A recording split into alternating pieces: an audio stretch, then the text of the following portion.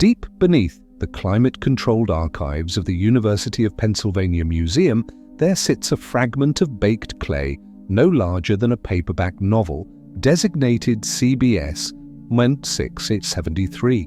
The cuneiform impressions on this 4,000-year-old artifact from the ancient city of Nippur do not just recount flowery myths. They contain precise, cold, and clinical descriptions of weapon deployments. According to the sources, the ancient Sumerians documented a class of weapons called tukul, but these were far more than simple bronze maces. They spoke of weapons that moved on their own, communicated with their wielders, and possessed power so terrifying they could level mountains and boil the seas. Instead of poetic metaphors, these tablets use operational sequences and technical specifications that read more like a modern technical manual than ancient law. Perhaps most baffling are the archaeological finds, secret chambers beneath ancient temples reinforced with copper and lead lining. In modern engineering, these are the exact materials used for radiation shielding or energy containment. Why would a Bronze Age civilization need such sophisticated protection for objects we have long dismissed as mere religious symbols? Are we looking at mere imagination, or were the Sumerians desperately trying to document a technology far beyond their conceptual framework, inherited from those they called the Anunnaki, those who from heaven to earth came?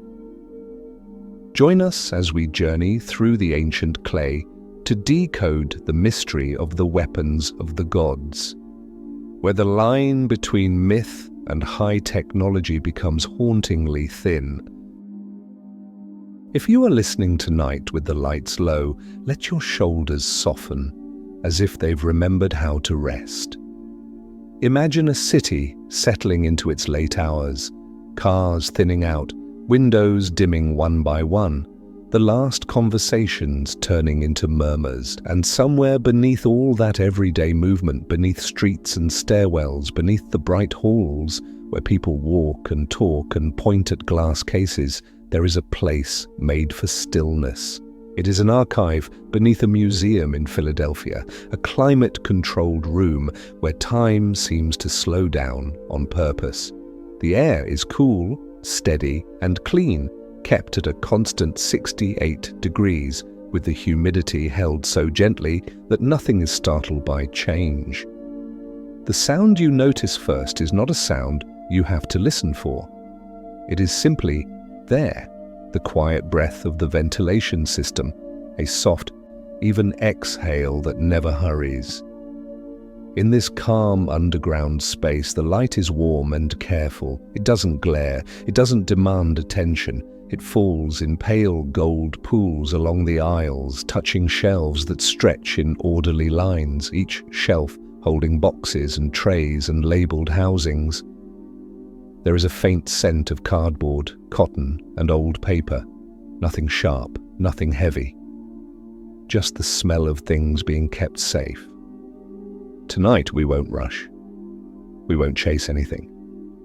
We will simply walk slowly, the way you might walk through a quiet house when everyone else is asleep, mindful of each step, letting the hush hold you. And in this hush, we will meet something small. On one of these shelves rests a fragment of baked clay, no larger than a thin paperback book. Its catalogue number is CBS 1673.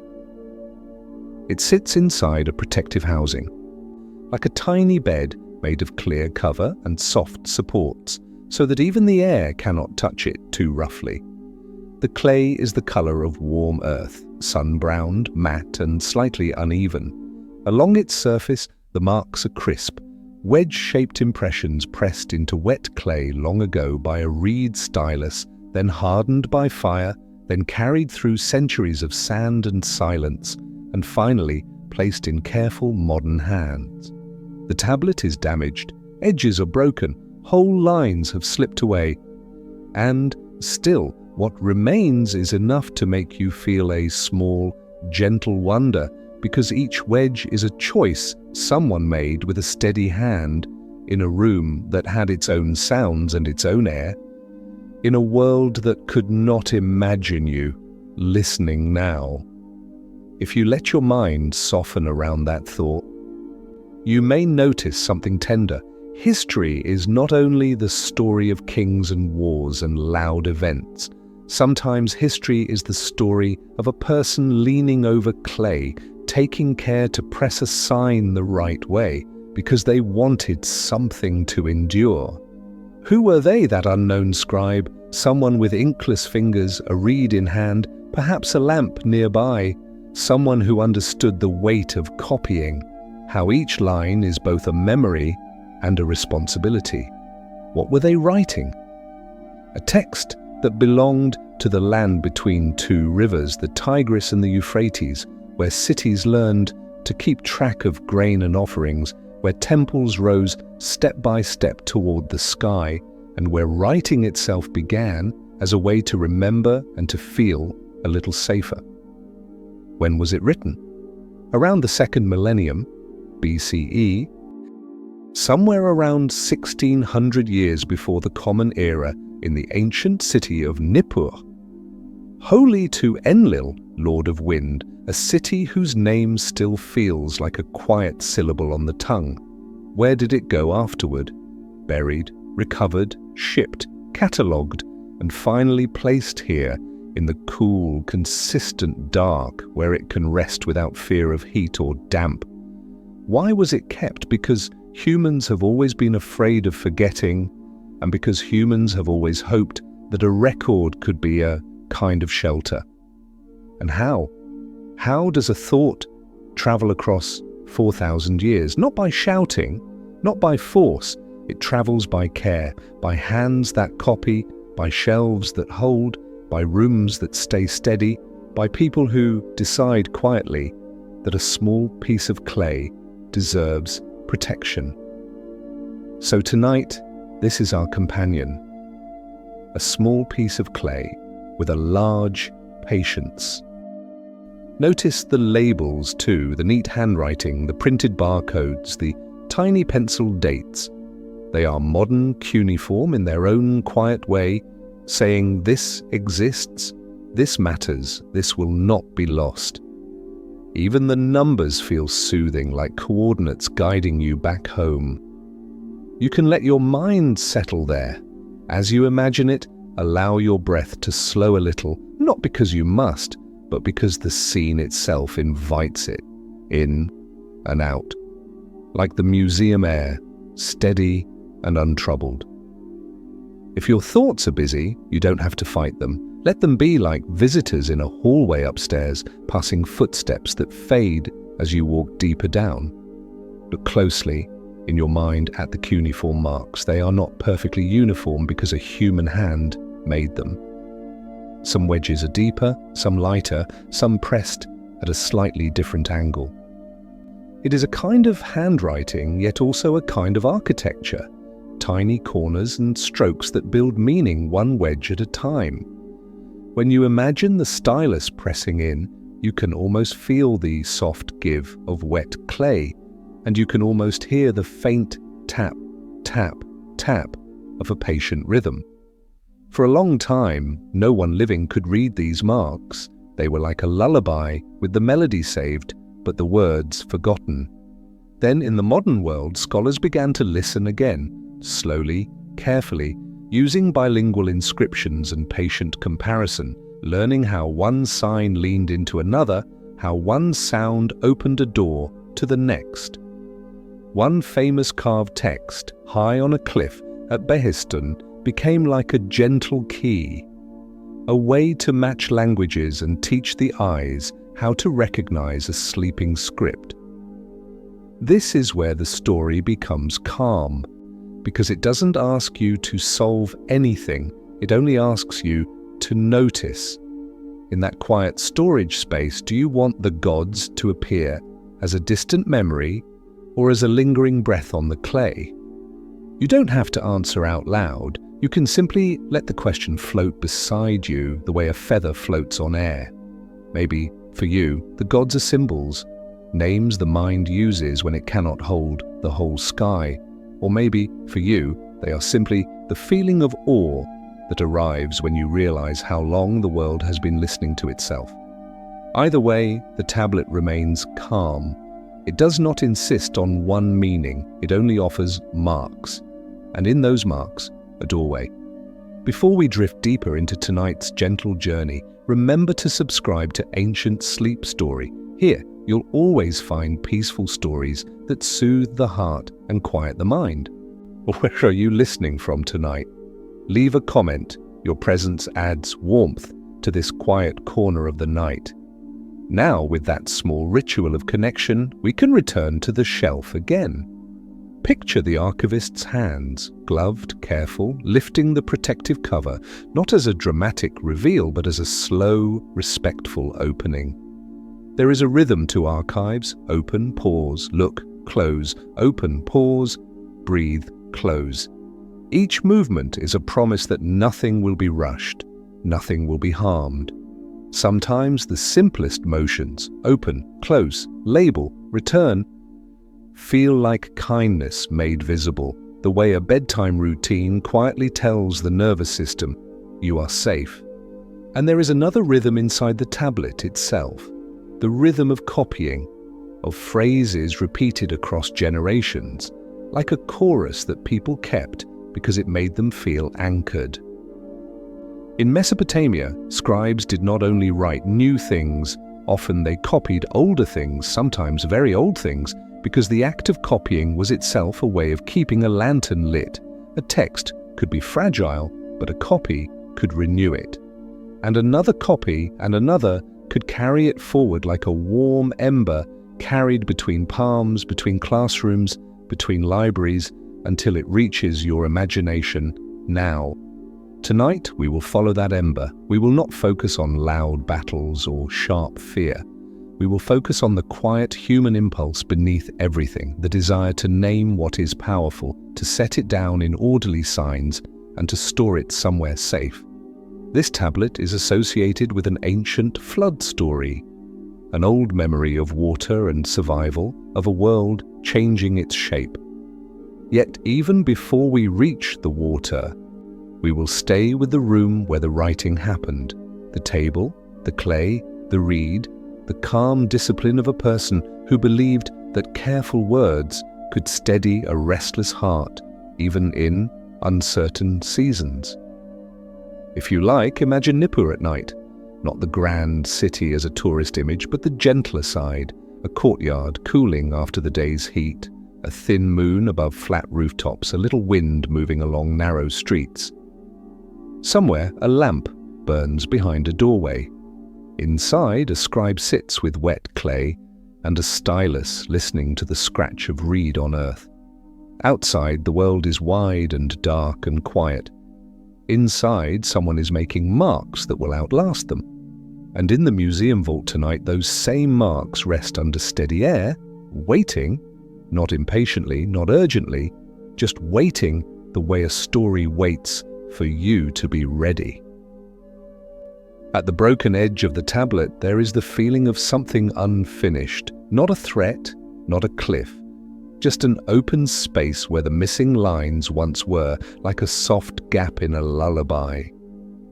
In that gap, your mind can relax, because it doesn't have to hold everything. It can simply float. In the next part, we will let the archive dissolve into the older room, and we will step, slowly, into the deep time of Nippur, following the gentle trail from a cool shelf in Philadelphia to a warm hand pressing signs into clay. Let the museum shelf fade softly, the way a light dims when you close a door behind you. The cool archive air remains for a moment, like a calm hand on your shoulder, and then very gently another air begins to arrive in your imagination. It is warmer. It carries the faint dryness of a land where rivers are precious. It carries the smell of mud, reeds, and sun-baked brick. We are traveling without effort now, not by rushing forward, but by drifting backward through layers of time. If your day has been heavy, you do not have to carry it with you. You can set it down at the entrance of this story, like a coat on a hook, and walk on with lighter hands. Tonight, Nothing needs solving. You only need a softer place here. Somewhere in southern Mesopotamia, between the slow, curving arms of the Tigris and the Euphrates, there is a city called Nippur. It is not a place of flashing spectacle in the way modern imagination sometimes wants. It is a lived place: streets, courtyards, storage rooms, temple precincts, canals, workshops, a place where people wake, work, share bread, argue softly, laugh sometimes, and grow quiet at night beneath a sky so large it seems to press the heart into stillness. Who is here with us tonight? Not a king in a jeweled crown, not a warrior with a raised blade. Tonight, we walk beside an ordinary keeper of words, a scribe, or perhaps a student learning to become one.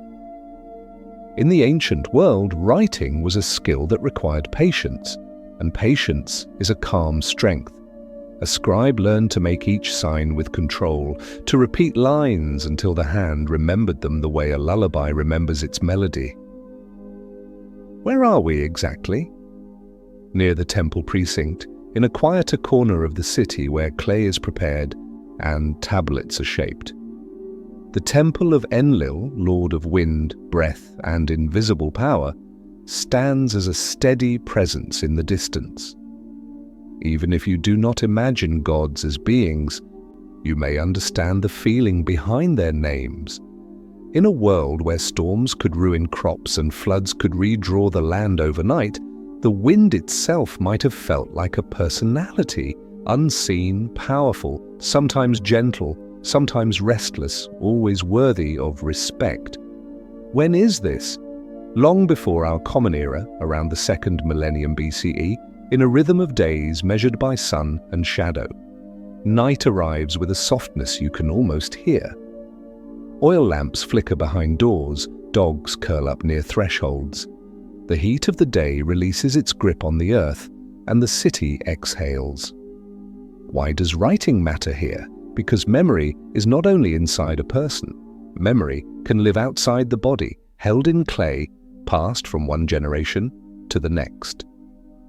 When you are tired, you might feel your own mind trying to hold too many things at once: appointments, worries, unfinished tasks.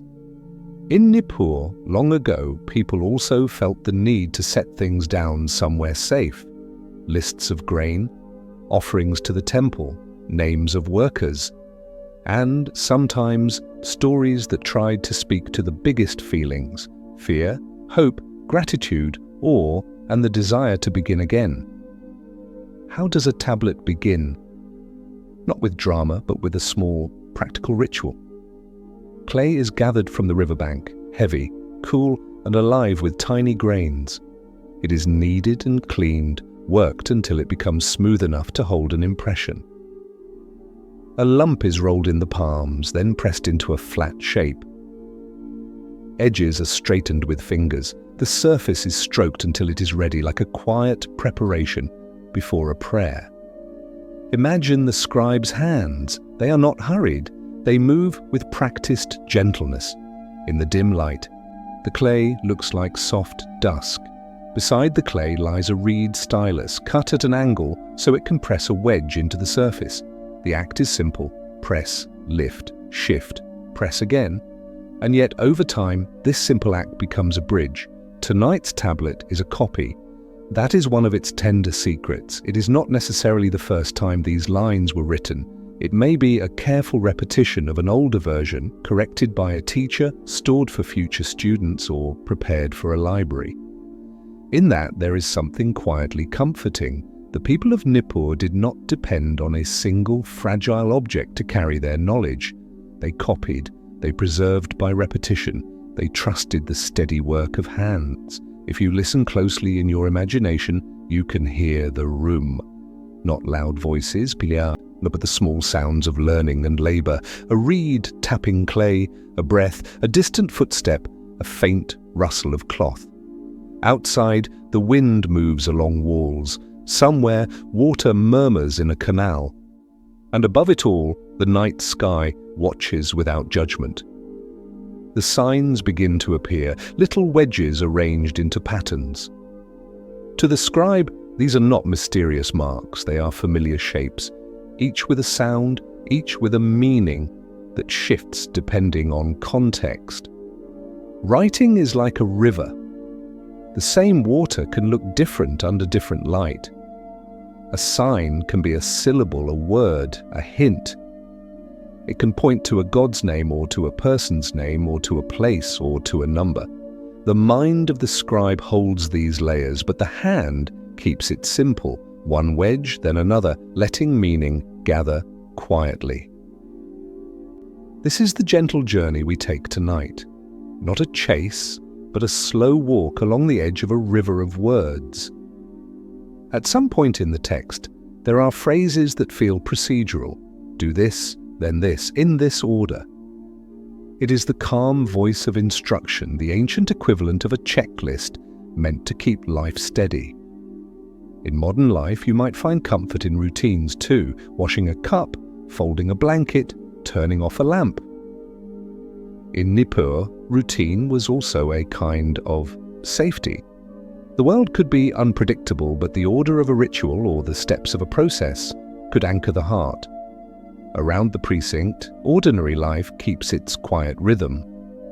Someone rinses a bowl in canal water, someone shakes dust from a woven mat, a worker counts bricks by touch, 1, 2, 3, the same way you might count breaths when your mind wants a steadier pace. Even the officials who manage offerings move with calm practicality. Tablets for barley, tablets for oil, tablets for lamps, tablets for doors that must be sealed at dusk. It is not romance, it is routine, and routine, when it is gentle, can be a form of kindness. Imagine a small library room inside the precinct, not a grand hall, but a shaded storage space with niches and shelves where tablets rest in careful groups. The air is cooler there. The light is dimmer. A door closes and the sound becomes softer. In that closing, you may feel comfort, because a closed door means protection, and protection means rest. The shelves do not judge what they hold. What would you place on a shelf tonight if your thoughts could become clay?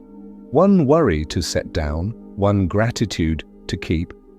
Let the question float, and keep only the ease.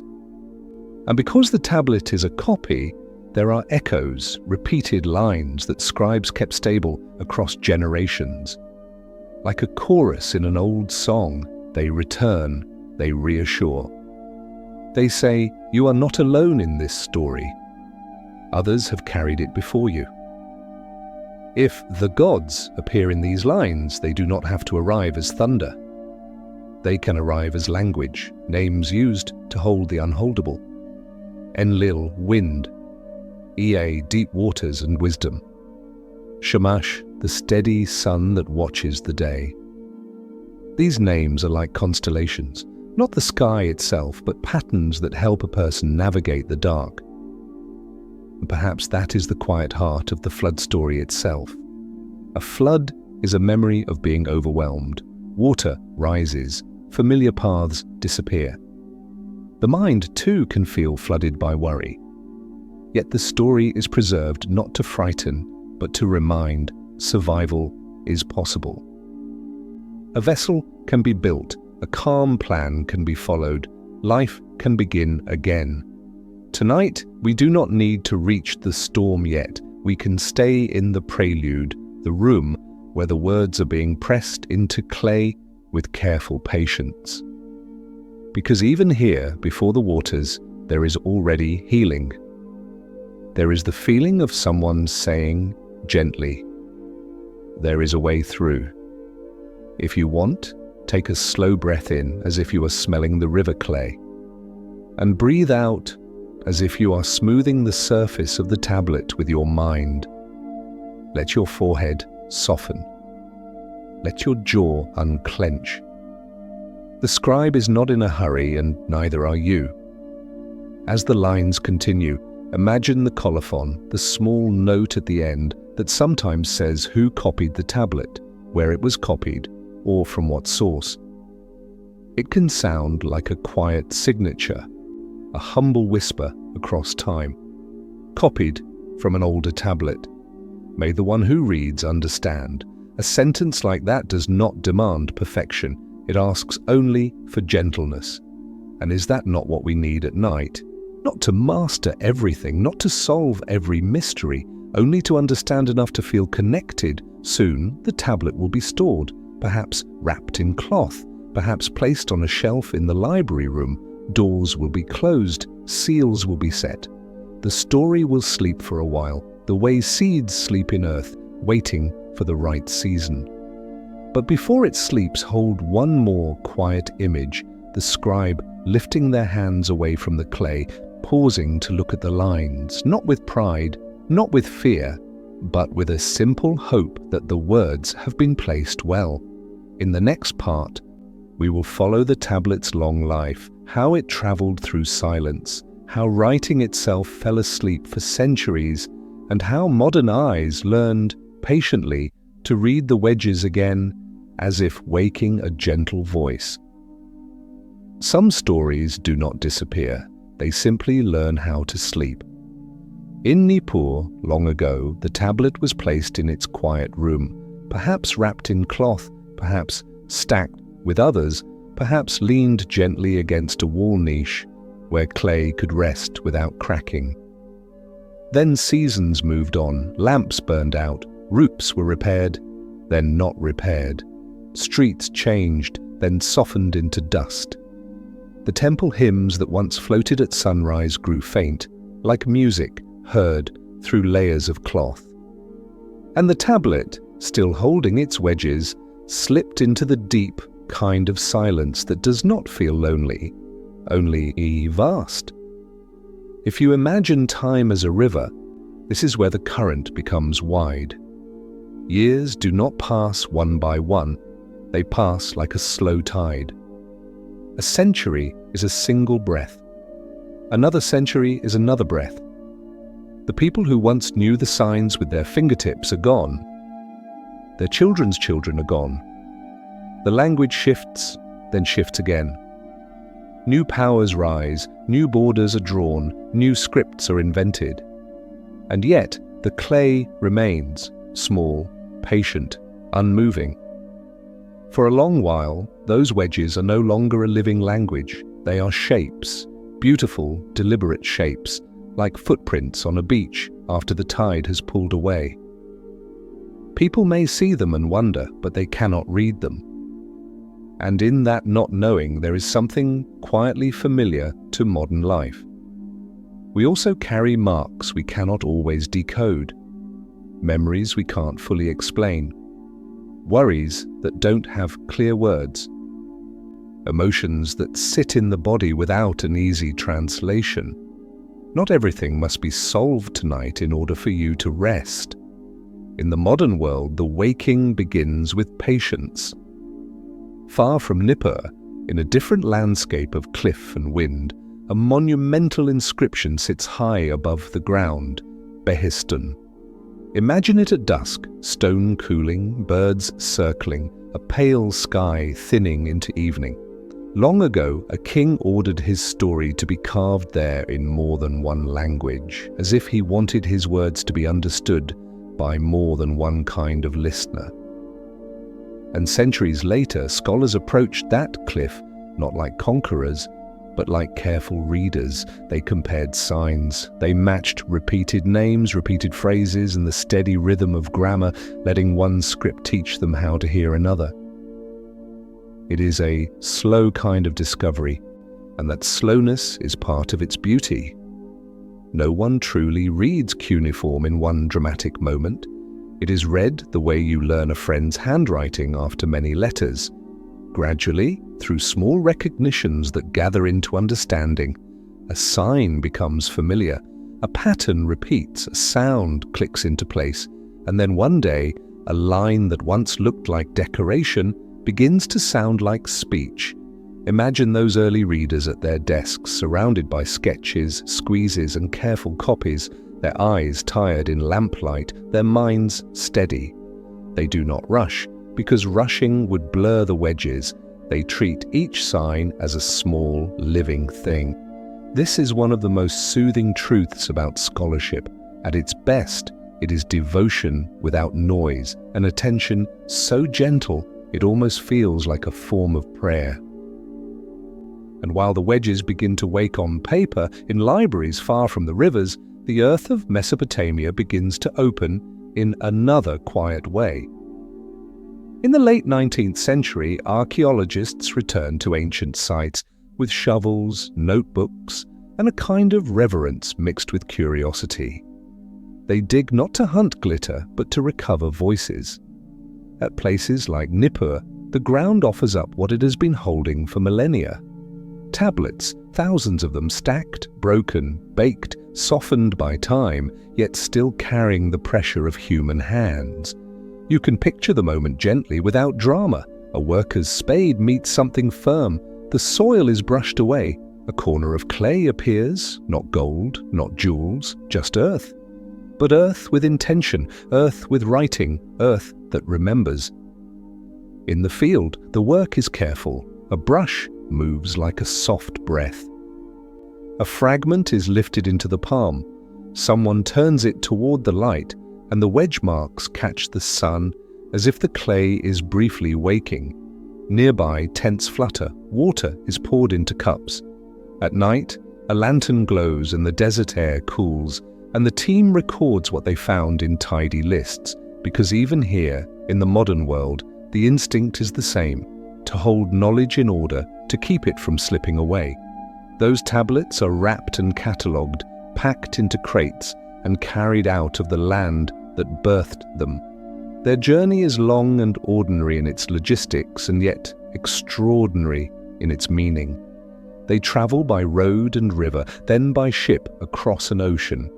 They enter new cities, new languages, new hands. Museums and universities become modern libraries. Climate control becomes the new temple door. Archival labels become the new colophon. So a tablet from Nippur can end up beneath a museum in Philadelphia, resting under steady air at 68 degrees, as if the building itself has learned how to breathe, slowly. There is something tender in that trajectory. The ancient scribe pressed wedges to hold a story safe. The modern curator adjusts humidity to hold the clay safe. Different eras, same impulse. Protect what matters. If your own life has felt scattered lately, let that impulse comfort you. Humans have always tried to make a small, steady sanctuary inside a larger, changing world, and you too can choose what to hold gently and what to set down. Tonight's tablet, CBS 1673, is part of a wide family of texts, copies and cousins of the same tradition. Some were written earlier, some later, some were copied in different cities. Yet certain lines remain remarkably consistent, like a refrain passed from mouth to mouth, from classroom to classroom. That consistency is not only a technical detail, it is a kind of human loyalty. It says, this is worth repeating, and repetition, as you know at bedtime, can be soothing. The same blanket, the same pillow, the same small routine, the same slow voice telling the mind again and again that it is safe to drift. In the cuneiform flood tradition, many passages feel almost practical. They describe steps and measurements, materials and sequences. It can sound like someone trying to stay calm by making a plan. If you have ever eased anxiety by writing a list, one thing at a time, you already understand this ancient mood. Soft discovery comes here, not as shock, but as recognition. The ancient world had an administrative soul, a steady love of order, and even in mythic stories, the steadiness remains. A flood may be overwhelming, but the response is measured. Build, seal, gather, store, close the door, wait, close the door. That phrase, whether literal or implied, returns like a lullaby motif. Doors, seals, coverings, wrapped objects, protected rooms. It is the same motion as the archive in Philadelphia, Open, pause, close. Open, pause, close. The mind likes boundaries at night. The nervous system likes the feeling of being contained, held, protected. Sometimes at the end of a tablet, there is a small colophon, a few lines that tell you it was copied from an older original, or that bless the reader with understanding. These are not grand proclamations, they are gentle. They feel like a hand reaching across time, not to grab you, but to greet you. And here, quietly, the most human twist arrives. The strange thing is not that an ancient text speaks of gods or floods. The strange thing is the care with which people copied it. The carefulness suggests that even the scribes themselves felt the weight of what they were holding. They may not have believed every line in the way a modern person believes a news report. They may have held it as tradition, as ritual, as wisdom, as metaphor, as memory. Yet they preserved it anyway because preservation itself was an act of hope. What if the most precious thing the past gives us is not certainty, but this hope? If that idea lands softly in you, let it settle like warm tea in the chest.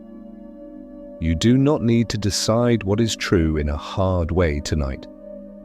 You only need to feel the gentleness of continuity. People, across thousands of years, trying to keep something safe for someone they would never meet. And if your thoughts begin to wander back to tomorrow, back to the unfinished parts of your day, you can return to a simpler image. A shelf, a box, a protective cover, and a small piece of clay that has already survived so much. You can let your mind mirror that archive. Just for tonight, you can place your worries into labeled rooms, close the doors gently, and let them rest. Sometimes, years after the excavations, a researcher comes down into the vault in the same quiet way we are moving now. They sign a log, wash their hands, slip on gloves, and carry the tablet to a table under a lamp. They do not speak loudly, the room asks for softness. They angle the clay so the wedges catch the light, and they begin to trace the lines with their eyes, left to right, then down, then across, letting each sign become a sound, each sound become a word, each word become a thought. Who wrote this, they wonder? Where did the stylus pause? When did the clay first harden? Why did someone choose to copy this passage again? How did it survive so many turns of time? In that moment, past and present sit together, and the only urgency is the wish to understand without waking the room. And the air keeps breathing, steady, steady. Now we are ready to move even closer to the tablet's quiet center. In the next part, we will lean over the wedge marks themselves, listening to the calm procedural voice inside them, and we will notice how, beneath the steps and measurements, there is a lingering breath, a question about memory, about divinity, and about what a human heart asks for when the waters rise. The lamp above the table in the museum vault is not bright in a harsh way. It is a careful light designed for patience. It pools over the clay like a small sunrise, and the rest of the room stays softly dim, as if it is protecting your eyes from any suddenness. Imagine yourself standing near that table tonight, not as someone who must analyze, but as someone who is allowed to simply look. The tablet rests in its cradle, angled just enough for the wedge marks to catch the light. Each sign becomes a tiny ridge and shadow, a miniature landscape. When you shift your viewpoint just a fraction, the shadows change, and suddenly a line that looked flat becomes legible to the trained eye. In this way, reading cuneiform is a kind of listening with light. If it feels good, take one slow breath in as you picture the lamp's gentle glow, and let it out as if you were lowering your shoulders. Nothing in this room is urgent. The clay has waited for thousands of years. It can wait for you to settle too. Even the air seems trained in calm, moving in quiet loops, cool, steady, and reliable, like a promise that the night will not surprise you. Who is doing the reading? Perhaps a scholar in a quiet sweater, perhaps a curator with calm hands, perhaps simply your imagination, leaning in gently. Where are we? Still in Philadelphia? Still beneath the museum? Still inside that steady air? And yet with each line we also stand in Nippur because words can carry place inside them. When is this? Tonight, and also long ago. Why does it matter? Because even a broken tablet can remind a restless mind that human beings have always tried to make order, even. The first thing you notice once the marks begin to form meaning is that the voice inside the tablet is not shouting. It is not theatrical, it is measured. It feels, strangely, like instructions written for someone who wants to do things correctly. Do this, then do this, prepare that, seal it well, bring what must be brought, close what must be closed. There is a softness in that procedural tone. It is the voice of a person who believes that careful steps can become a kind of shelter. Even if the story speaks of mighty forces, waters, winds, divine decisions, the way it is written often keeps returning to practical order, like a mind soothing itself by focusing on what can be done. This is our first gentle discovery tonight. In the wedge marks of ancient myth, you can hear the calm heartbeat of administration. In Mesopotamia, as the world of temples and cities depended on records, grain moved in and out of storehouses, oil was measured, offerings were counted, labor was assigned, doors were sealed, and writing, born from that daily need, carried the same steady spirit even into stories that reached for the sky. A flood story, copied by scribes, could still feel like a ledger of survival, materials, steps, timings, careful closures. The reader follows a line, and the story begins to gather like fog forming over water. There is a man in the old tale. His name shifts depending on which version you hear, and we do not need to pin him down with too many labels tonight. He is a human being, not a storm. He is someone who listens, someone who receives an instruction that is meant to save life, not to entertain. And so he begins to build, not with panic, with craft. He gathers wood, he measures, he cuts, he fits pieces together. He uses bitumen, dark, sticky, resinous, as sealant, pressing it into seams so that water cannot slip through. Imagine the smell of it, tar-like, earthy, heavy but steady. Imagine the sound of hands smoothing it, the slow scrape and press. In a modern world, we might call this preparation. In the ancient world, it is also a kind of faith, the belief that a vessel, built with care, can carry you through, and the tablet's language, dry, orderly, makes that building feel almost soothing. It is as if the story wants to calm the listener by saying, there is a sequence, there is a method, one step at a time. If your mind has been flooded lately by too many tasks, you might recognize this comfort. When we are overwhelmed, we often reach for the simplest anchor. What is the next small thing I can do? The flood story, in its quiet way, offers the same anchor. The text speaks of gathering. Seeds, animals, people, the fragile pieces of a world that deserves continuation. It is not described as frantic, it is described as careful. Lists appear in the imagination, categories, quantities, kinds. You can almost see the scribe's mind appreciating order, the way a list can hold chaos at bay. This is our second gentle discovery, across different tablets in different places, copied in different generations. Some phrases repeat with striking consistency, like a chorus that helps the mind remember where it is. Repetition is not only a literary feature, it is a tool of comfort. A repeated phrase is a handrail. It says, "You have been here before." Even if you have not, the rhythm makes you feel as if you have. And at night, when we want to fall asleep, our minds also love a chorus. The same slow voice. the same steady pacing, the same return to safety. The tablet hints at doors and seals, at coverings, at enclosed spaces. The motif is everywhere: wrap, store, close, secure. It is not dramatic, it is protective. This is our third gentle discovery. The ancient world had rituals of storage that read like care rather than suspense. Picture a door being shut, not slammed, but eased into place. Picture a seal impressed into clay, not as a threat, but as reassurance. Picture cloth wrapped around something precious, not because the world is cruel, but because the world is unpredictable and tenderness is needed.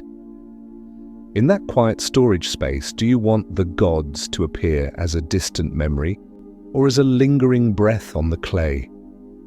Maybe tonight you can let them be breath, because in the tablet's tone, even divine names can feel less like thunder and more like weather. Wind that moves, water that rises, sun that watches. The gods are the way language holds forces larger than a single person, and the person in the story does not fight the forces. He prepares, he builds a vessel, he closes the door, he waits. Waiting, this might be the most sleep-like part of the old tale. Not the rising water, not the roaring storm, the waiting. The sense of being held inside a closed space while the world outside moves and changes. A boat, an ark, a sealed room. These are not only physical shelters, they are metaphors for rest. As the story continues, the tablet's lines sometimes become broken, missing, chipped away by time. And that brokenness is a gift for sleep. It creates soft gaps where your mind does not have to strain. You can let the missing parts become a gentle haze, as if the story is partly behind a curtain. The reader pauses, the lamp hums faintly, the air conditioning breathes. In the silence, you can feel how the ancient scribe's carefulness has survived. Even the broken lines show deliberate spacing, intentional wedges, orderly strokes. Here comes another soft discovery, one that feels almost like meeting the scribe themselves. The strangest thing is not what is described, but how it is copied. The hand is attentive. The signs are placed with respect, as if the scribe believed this text mattered, even if the meaning was larger than them. Why would someone copy an old flood story so carefully? Perhaps because it was sacred. Perhaps because it was a classroom text, a way to teach students the shapes of signs. Perhaps because it was a cultural memory, the way families keep a story even after the details blur. Or perhaps because it gave people a steady thought that endings are not final, that survival can be built, that life continues. For a busy modern listener, this can land as a gentle truth. You do not have to be perfectly certain to keep something meaningful. You can carry a question and still find peace. Now let's move closer to the administrative calm hidden in the myth. Imagine a temple storehouse, rows of jars and baskets, doors closed at dusk, seals checked, lists written. The flood story mirrors that world. It speaks of measurements, of divisions, of timing. It is as if the culture's daily practice of organization became the language of its deepest fears and hopes. There is comfort in this. It says, even when we face the unknown, we can still arrange the small things. We can still prepare. We can still create a container. So tonight, as you listen, you can borrow that ancient instinct. If your thoughts feel loose and drifting, imagine placing them into gentle categories, like jars on a shelf. One jar for tomorrow's tasks, one jar for worries you cannot solve tonight, one jar for memories that still feel tender, one jar for gratitude, even if it is small. And then imagine closing the storehouse door. Not locking yourself in, simply closing the day. The way the archive closes its protective cover over the tablet. You can let the latch click in your mind and feel the day settle behind it. The story on the clay continues to hint at a turning point. The moment the door closes, the moment the waiting begins.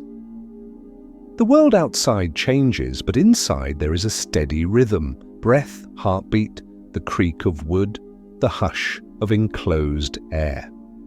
In the next part, we will follow that hush into the heart of the flood itself, not as a catastrophe, but as a metaphor for overwhelm. And we will watch how, in the quietest moments, the old story offers a new angle. That the most beautiful truths often arrive in silence, when we stop trying to control the whole sky. There is a moment in every old story when the world outside becomes louder and the world inside becomes smaller. On the tablet, the language can hint at storm, at water rising, at a sky that seems to forget its restraint, but it does not need to linger in alarm. Tonight, we will let the flood arrive, the way rain arrives in the middle of the night, when you are already safe indoors. A sound more than danger is a steady layer of hush that covers everything and makes the mind feel held. Imagine the vessel, not as a monument, but as a contained room. Wood fitted together with care, seams sealed with dark bitumen, a door closed with deliberation, not with panic. Inside, the air is warm and close, carrying the scent of wood, straw, and living breath. Outside, water gathers its voice, but inside, there is a quieter rhythm. The slow shift of weight, the soft rustle of animals settling, the gentle creak of timbers that are doing their job. Who is here? A human being who has been told to prepare. A small community of life gathered close. Creatures, supplies, seeds, fragile things meant for tomorrow. Where are they? On a body of water that is larger than any familiar path, beneath a sky that has turned into one long grey curtain. When is it? In the old time of the story, and also in the time you know well. The time when you lie awake and feel your thoughts rising like water, higher than you want them to be. Why does this scene endure? Because it remembers a feeling we all know, being overwhelmed, then finding inside that overwhelm a small and workable shelter. And how does the waiting happen? One breath at a time. If you like, let the rain become the background music of tonight's listening. Not sharp, not violent, just persistent. A soft tapping on wood. A low, constant shh as water moves against the hull. It is the kind of sound that, in modern life, we sometimes play on purpose to fall asleep. Rain on a window, waves on a shore. White noise in a quiet room. The ancient story, in this way, becomes strangely familiar. It tells you you are not the first person to find comfort in a steady sound that covers everything else. Inside the vessel there is dim light, perhaps a lamp protected from drafts, perhaps a small opening where grey daylight seeps in. The people inside speak softly if they speak at all. There is no benefit to shouting. Everything important is close enough to touch. And here, a gentle thought begins to surface, like a lantern rising slowly through dark water. The Ark is not only a boat, it is a storage room. It is a carefully sealed archive, built to preserve life the way a museum vault preserves clay. Doors, coverings, controlled air, these are the same instincts repeated across ages. The scribe who copied the tablet understood containment. The builders in the story understood containment, and you, tonight, can practice it too. This is the soft twist hiding inside the old myth. What survives is not only what is strong. What survives is what is carefully held. If you feel any tightness in your chest, any small leftover urgency from the day, imagine placing that urgency into the vessel as well. Not to drown it, not to fight it, just to store it. Give it a corner. Let it sit quietly beside the other things you do not need to carry in your hands tonight. Now, in that quiet storage space, do you want the gods to appear as a distant memory or as a lingering breath on the clay? Perhaps here, in the rain, they appear as breath. Not as faces in thunderclouds, not as voices demanding fear, but as the simple sense that the world is bigger than one person's control. In Mesopotamian thought, divine names often held forces: wind, water, sun, deep earth. Forces that do not hate you and do not love you the way a person loves you, forces that simply are. When a flood comes, it is not always personal. Sometimes it is a memory of nature's power. Sometimes it is a mirror for the inner flood of anxiety. Either way, the story gives a response that is gentle. Prepare, seal, wait. In the dim interior, someone might hum a low tune without words, just a thread of sound to remind the body it is not alone. A child, if you imagine one, might curl against a parent's side, listening to the rain as if it were a vast drum far away. Even the animals seem to learn the lesson of the vessel. Conserve energy, soften the muscles, surrender to the rocking that cannot be changed. Sleep becomes a practical kindness. Rest is part of survival, and the rocking itself is gentle, like the slow motion of a cradle. Left and right, forward and back. The kind of motion that would have soothed the oldest nervous systems long before humans had language. If your own mind resists sleep tonight, you can borrow that rocking in your imagination, letting the story sway you instead of pushing you forward. Sometimes, in long waiting, thoughts come and go like fish beneath dark water, brief flashes, then gone. You may remember something you forgot to finish. You may feel a sudden wave of worry, but the vessel teaches you a simple response. Notice and let it pass. There is nothing to do in this moment except remain held. The old tablet, broken as it is, also holds gaps, missing lines that feel like open water between islands of meaning. Those gaps can become your permission to drift. You don't have to grasp every detail. You can let the unknown remain unknown, the way night remains night, without explanation. Waiting is an art the modern mind forgets. We are trained to fix, to solve, to answer. But night asks for a different skill, to let things be unfinished for a while, to allow the mind to loosen its grip, to accept that not every wave needs to be pushed back. So imagine the waiting on the boat as a slow meditation. One person checks a seal with their fingertips, then rests their hand. Someone pours a small cup of water carefully, then sets it down. A creature shifts in the straw, then settles again. A lamp flickers, then steadies. Breath moves in and out and in again. It is not a storm scene, it is a containment scene, and the tablet, in its calm, procedural tone, supports that feeling. The ancient scribe's carefulness becomes your guide. It says, follow the steps, do what you can, then rest.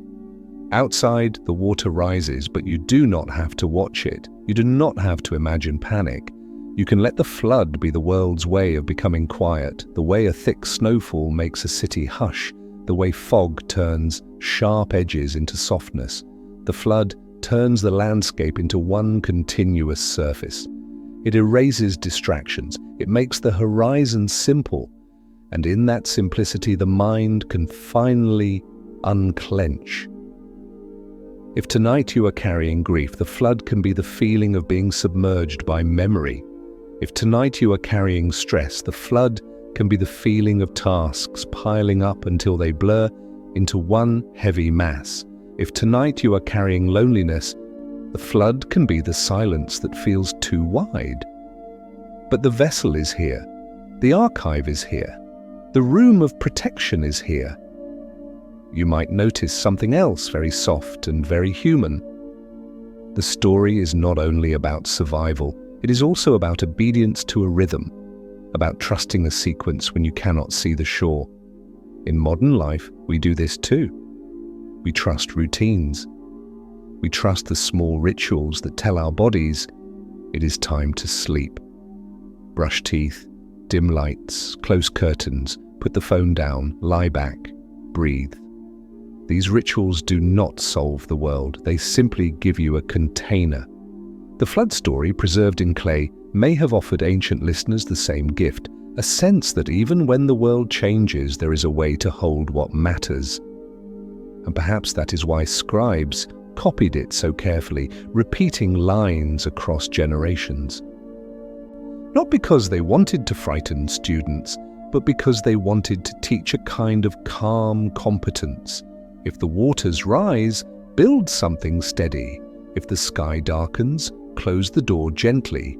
If you cannot control the outside, care for the inside. Now let the sound of rain grow thinner, not by stopping abruptly, but by receding like a tide. Imagine the moment when the waiting has lasted long enough that the boat feels like the whole world. Days pass in dim light. Nights pass in deeper dimness. The people inside learn the shape of time by small changes, a quieter drip, a warmer patch of air, a different tone to the water against the hull.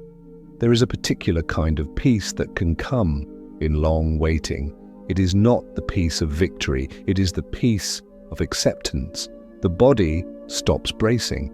The mind stops demanding immediate answers.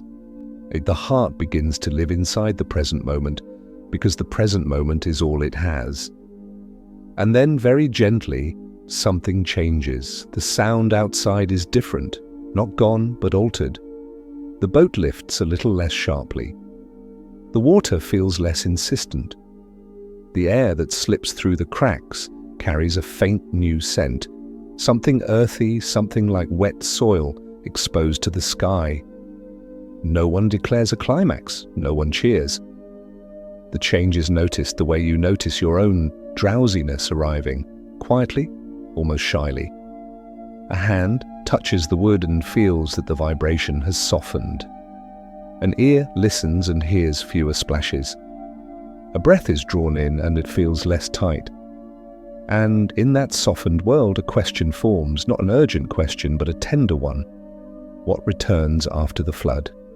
In the next part, we will watch the waters recede like a slow exhale, and we will follow the smallest sign of land, perhaps a bird, perhaps a branch, perhaps simply a change in light, and we will return gently to the tablet itself, to the scribe's quiet signature, and to the understanding that the most beautiful truths often arrive in silence, when we stop trying to control the whole sky.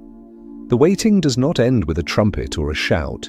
It ends the way sleep arrives, quietly, almost politely, as if the world is careful not to wake you. Inside the vessel, the air still smells of wood and straw and warm breath, but now there is something else woven into it, an earthy freshness, like wet soil touched by sun for the first time in many days. The timbers creak less sharply. The water against the hull no longer slaps with the same insistence. It is still there, still wide, still powerful, yet its voice has softened. And in that softer voice, the body begins to loosen. Who notices first? Maybe it is the one who has been listening all along. Someone whose hands have learned the language of small changes. A palm rests on the side of the vessel, feeling vibration, feeling rhythm. An ear tilts toward the dark outside. A breath comes in, and for the first time in a long while, it doesn't tighten in the ribs. Where are we now? We are still enclosed, still protected, still held in the calm architecture of a sealed room. But beyond that door, beyond the coated seams, the world is shifting again, slowly, patiently, like a tide turning in the night. When does the flood begin to retreat? Not in a single moment. It retreats in inches, in hours, in days that blur together. The water teaches the same lesson the archive teaches. Real change is often quiet. It is measured. It is gentle enough that you only recognize it after you have already begun to feel safer. Why does the story linger here? Because this is the moment many hearts are hungry for, the moment after overwhelm, when the mind dares to believe that the pressure might lessen. It is not triumph, it is not drama, it is simply relief, arriving like cool air through a crack. And how does a human being respond to relief? Often by being careful, by checking what is steady, by taking one small step, then pausing. In the old tradition, there is a tender image, the sending of a bird. Not to create suspense, but to ask a gentle question of the world. Is there land? Is there rest? Is there a place where the body can set down its weight? Imagine the vessel rocking very slightly as if it has grown tired of motion and is ready to be still. Imagine an opening made for light, small, cautious, because too much light after long darkness can feel like a shock. A hand reaches up and touches that opening, and the air that comes through is cooler now, touched with distance. Somewhere out there, the sky has cleared enough to show a thin, pale brightness. A bird is lifted softly in two hands. Its heart is quick, but its feathers are warm. It looks like a small piece of night held gently in the palms. The hands open. The bird leaves without ceremony. If you have ever watched something small disappear into a wide sky, paper lantern, drifting leaf, a balloon lost on wind, you know the feeling. A hush inside the chest, a hope that stays quiet. Because speaking it aloud might make it fragile. The bird returns, or perhaps it does not. In some tellings, the first bird comes back with nothing and the waiting continues. In other tellings, another bird is sent. But for us tonight, what matters is not the exact sequence. What matters is the rhythm. Try, wait, try again. A small action followed by rest. That rhythm is deeply human. It is how we survive busy weeks. It is how we heal after a hard season. We do a little, then we breathe. We do a little, then we let the night carry the rest. And then, very gently, there is a sign. Not a miracle blazing across the sky, a sign small enough to fit in the beak of a bird, a branch fresh with life, a green leaf, a touch of living color against gray. In the interior of the vessel, that leaf would be more than vegetation. It would be a message from the world itself. The earth is not gone, the earth is returning. The earth remembers how to grow. If you let that image settle in you, it can become a quiet medicine. Because your own life too has seasons. There are weeks when everything feels flooded, when the mind cannot find ground, when the heart feels surrounded by tasks and expectations and noise. And then, sometimes, you notice a small green thing, a kind text, a warm cup, a familiar song, a moment of stillness at a red light, a friend's voice, a clean bed sheet, a simple breath that doesn't hurt, a leaf. The ancient story keeps that leaf, not as proof, but as comfort. And here, in the wedge marks of the tablet, another soft discovery waits for us, not on the water, but at the edge of the writing. Because the scribes who copied these stories often added something small at the end, a line or two, a note, a modest signature, sometimes just enough to say, "This was copied from an older original," sometimes enough to say, "May the reader understand." Do you feel how gentle that is? It is not a command, it is not a threat, it is a wish. May the reader understand, not perfectly, not completely, just enough to feel the meaning. The person who wrote that note may have been tired. They may have been a student, practicing careful signs. They may have been an experienced scribe, steady and precise. Either way, they reached across time with a simple kindness. They acknowledged that understanding is hard. They offered encouragement rather than judgment. That is a rare gift, even now. So tonight, if you feel that you do not understand your own life completely, if you do not know why certain worries rise, or why certain memories ache, or why you feel tired in a way sleep alone doesn't fix, let the colophon's gentleness rest on you like a blanket. May you understand, and if you don't, may you still be held. Now imagine the vessel coming to rest, not crashing into land, just settling, a soft bump. A long sigh through the wood, the rocking slows until it becomes almost nothing, like the last sway of a cradle after a child has fallen asleep. The door remains closed a little longer because after a flood, after overwhelm, it takes time to trust the air outside. The body learns caution. The nervous system wants proof that the world has truly quieted, so there is more waiting. But this waiting is different. It carries a faint sweetness. The air feels lighter, the sounds are fewer. Somewhere beyond the hull, you can almost sense open space again. When the door finally opens, it opens slowly. Light enters like a careful visitor, not harsh, not blinding, just present. And the scent that comes with it is unmistakable: damp earth, clean wind, the promise of distance. And here, in the quiet aftermath, the story offers its deepest softness. It does not celebrate destruction. It does not linger on punishment.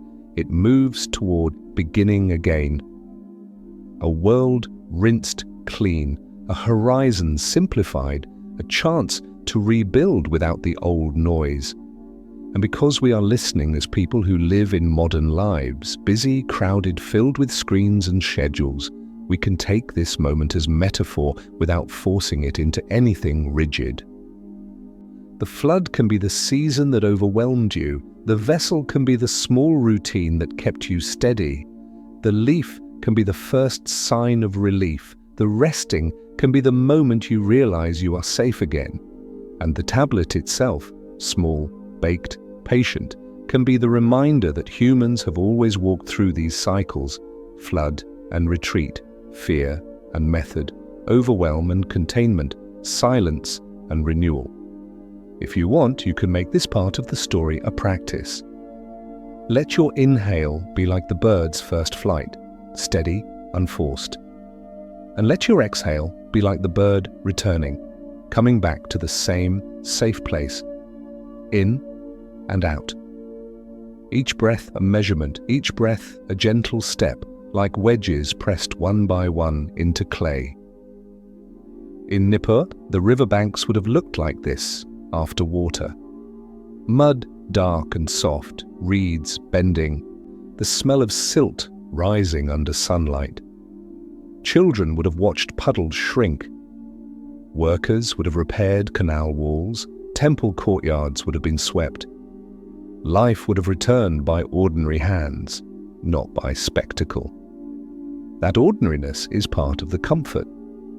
It tells you that healing does not need fireworks. It can be quiet labor, repeated patiently. And in Philadelphia, far above the ancient river mud, the same quiet truth lives in modern form. A curator adjusts a sensor, a dehumidifier hums, a box is closed with care, a label is checked. The archive does what the vessel does. It holds the fragile so time cannot bruise it. Open, pause, close, open, pause, close, like a lullaby rhythm for the mind. So if your thoughts feel scattered, imagine giving them the same gentle treatment. Place one thought into a clean box. Place another into a drawer. You can return to them tomorrow when the sun is up and your strength is fuller. Tonight, you are allowed to be contained, the way the tablet is contained, the way the boat is contained, the way a room contains you. In the next part, we will step back into the museum vault once more, and we will follow the story's quiet expansion, how a myth becomes a mirror, how an ancient act of copying becomes a lantern for modern loneliness, and how the most beautiful truths often arrive when we stop demanding answers and simply breathe. When the door of the vessel opens in your imagination, you don't have to step into bright daylight at once. You can let the image soften like mist, thinning over water, and allow yourself to drift back, slowly, kindly, into the museum vault where our night began. The archive returns the way a familiar room returns when you wake from a vivid dream. First the temperature, then the sound, then the shape of light. Cool, steady air. The faint, even breathing of the ventilation system. Warm lamps that do not glare. Long shelves that run like quiet corridors through the dark, holding boxes as neatly as a mind might hold memories when it has learned how to be gentle. Above us, far beyond the locked doors and concrete walls, Philadelphia keeps moving in small ways. A late bus sighs at a stop. A distant siren fades into the city's soft distance.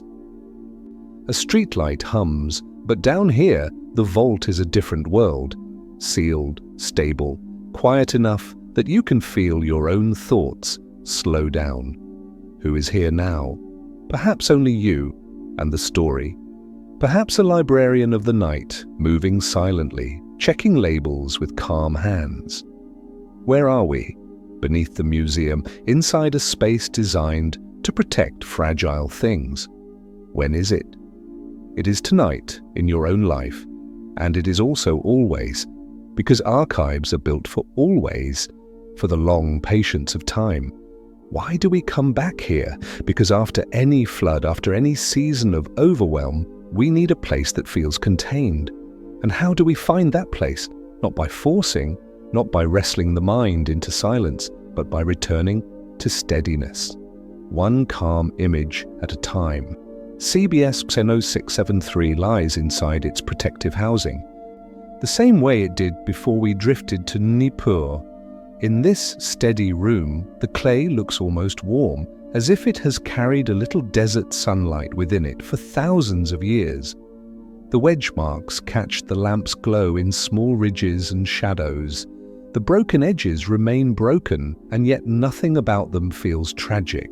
They simply remind you that time is allowed to pass, that things can be incomplete and still be meaningful, that a story can survive even when some lines have slipped away.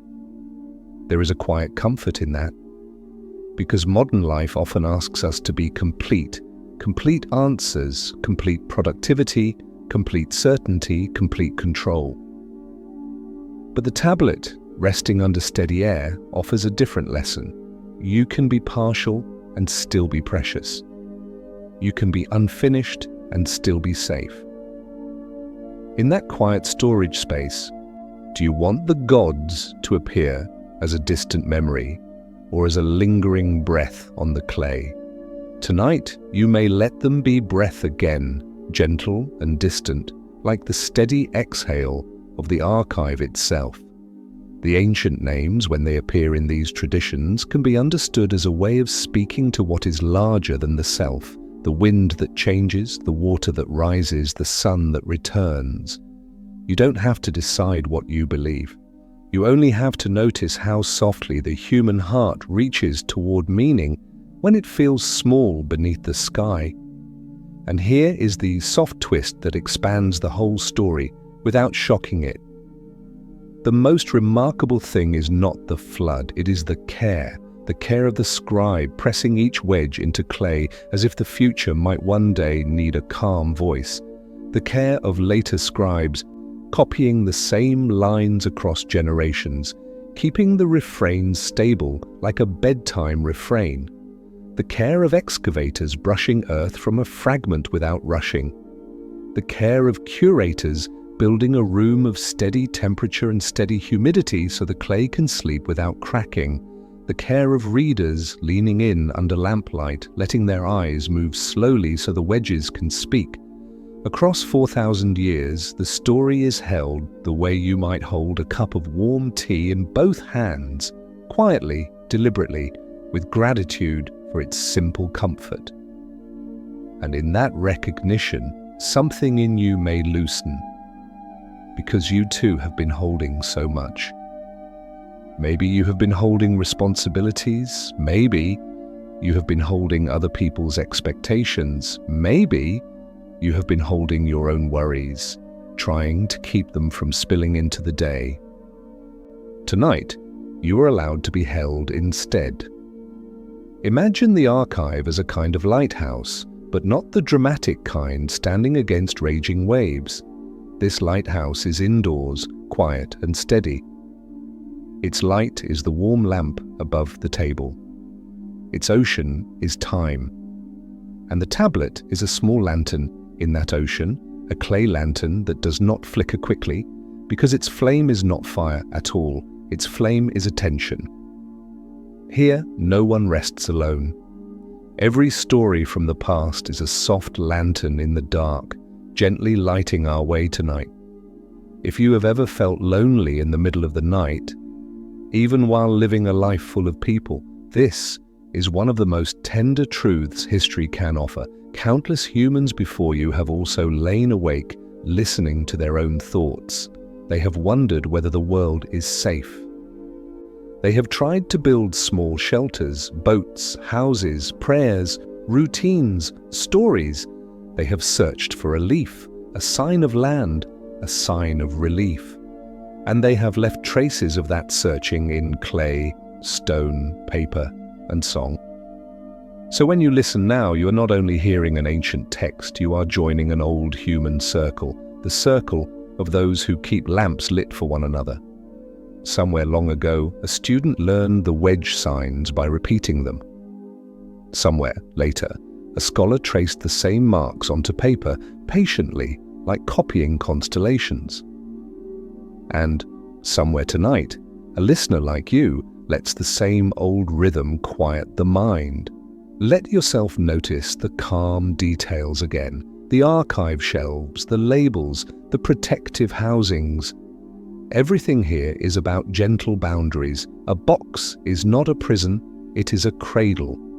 A seal is not a threat, it is a promise that what is inside will not be harmed by what is outside. You can borrow that idea for your own mind. If a thought arrives that feels sharp, an unfinished task, a worry about tomorrow, imagine placing it into a clean, labeled box.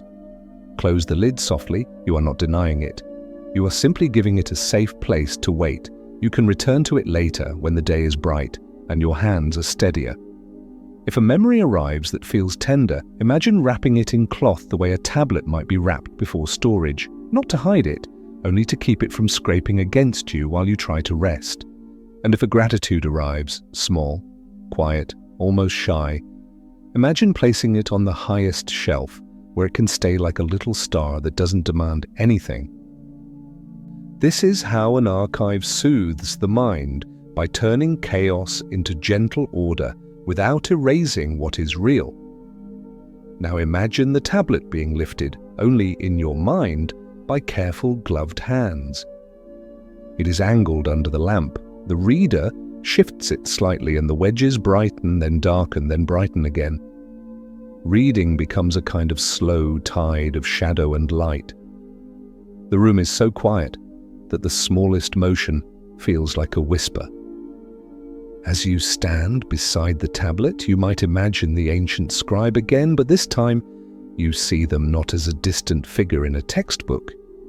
You see them as a person with a tired body and a steady hand. Perhaps their day was long.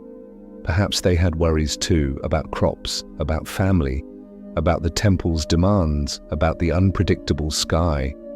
And still they sat down and pressed wedge after wedge into clay, choosing patience over panic. In that quiet moment under the endless sky, something felt different. Not because the world changed instantly, but because the act of careful writing created a small island of steadiness, a place where the mind could slow, a place where fear could become a sequence. Do this, then rest. That is what stories can do for us now.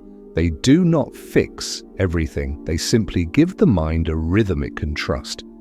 Somewhere near the end of the tablet, maybe in a surviving colophon, maybe only in the tradition you can sense, there is that gentle wish, may the one who reads understand. It is such a human line. It is not a demand for perfect comprehension. It is a soft blessing. May your mind find what it needs. And perhaps what you need tonight is not information. Perhaps you need permission. Permission to be tired. Permission to be unfinished. Permission to let the world continue without your constant attention. Permission to close the door gently and let the waters outside do what they will. So take one slow breath in, cool, steady like the archive air, and let it out, long and soft like a protective cover settling into place. If you like, answer a small question inside yourself, not with words, but with feeling. What would you like to place into the archive tonight so you don't have to hold it in your hands while you sleep? It could be a worry, it could be a plan, it could be a conversation you replay too often, it could be a piece of self-criticism that has been loud lately. Place it down, label it gently, close the lid, and then look again at the tablet. Look at the wedges, the quiet marks that survived because so many hands chose care. Let that care move toward you. Let it remind you that the night is not a test. The night is a shelter. In the next part, we will drift even deeper into reflection, into the idea that the most precious gift of the past may not be answers, but the way people learn to hold questions without fear. We will let the archive become a metaphor for your own inner space, and we will lower the story's pace like waves, smoothing a shoreline. The archive does not ask you to be brilliant. It asks you to be slow. If you picture the vault again, its steady temperature, its orderly shelves, its warm, careful lamps, you can feel how it changes the body. The shoulders loosen, the jaw softens. The breath becomes quieter, as if it is learning to match the room. This is one of the quiet miracles of safe places. They teach the nervous system what to do without giving instructions. And tonight, the story is a safe place. CBS 1673 rests unchanged in its protective housing. Nothing about it is dramatic, and that is exactly why it works so well for sleep. It is small, it is patient, it does not hurry. It has no interest in becoming viral, no interest in winning an argument, no interest in dominating the mind. It simply exists, and its existence becomes an invitation. You can exist like this too, even for one night, steady, held, unforced. Now we drift into reflection the way a boat drifts into a quiet inlet when the river widens.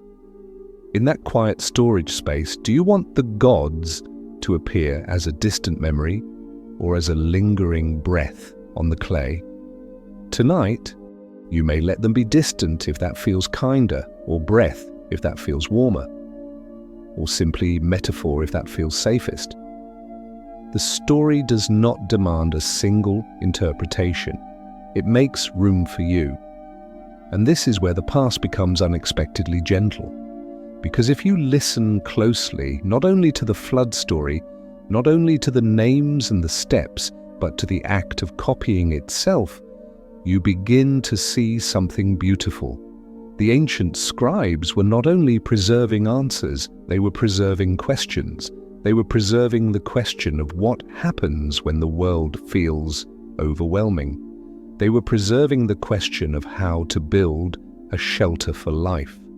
They were preserving the question of what is sacred water, wind, breath, community, memory. They were preserving the question of whether endings can lead to beginnings. Perhaps that is why the colophon's wish feels so human. May the one who reads understand. It acknowledges that understanding is never complete. It is always partial, always unfolding, always shaped by the reader's own life. In modern life, we are often taught to treat not knowing as failure. We are trained to fill silence with answers, even rushed answers. We are trained to fear uncertainty. But the archive suggests another possibility. Not knowing can be held safely. It can be stored gently. It can be carried without panic. Imagine the tablet as a small container for uncertainty. The wedges do not resolve every mystery of the ancient world, and they don't need to. They only show that someone cared enough to press the signs, to keep the rhythm, to make a record that could outlast their own breath.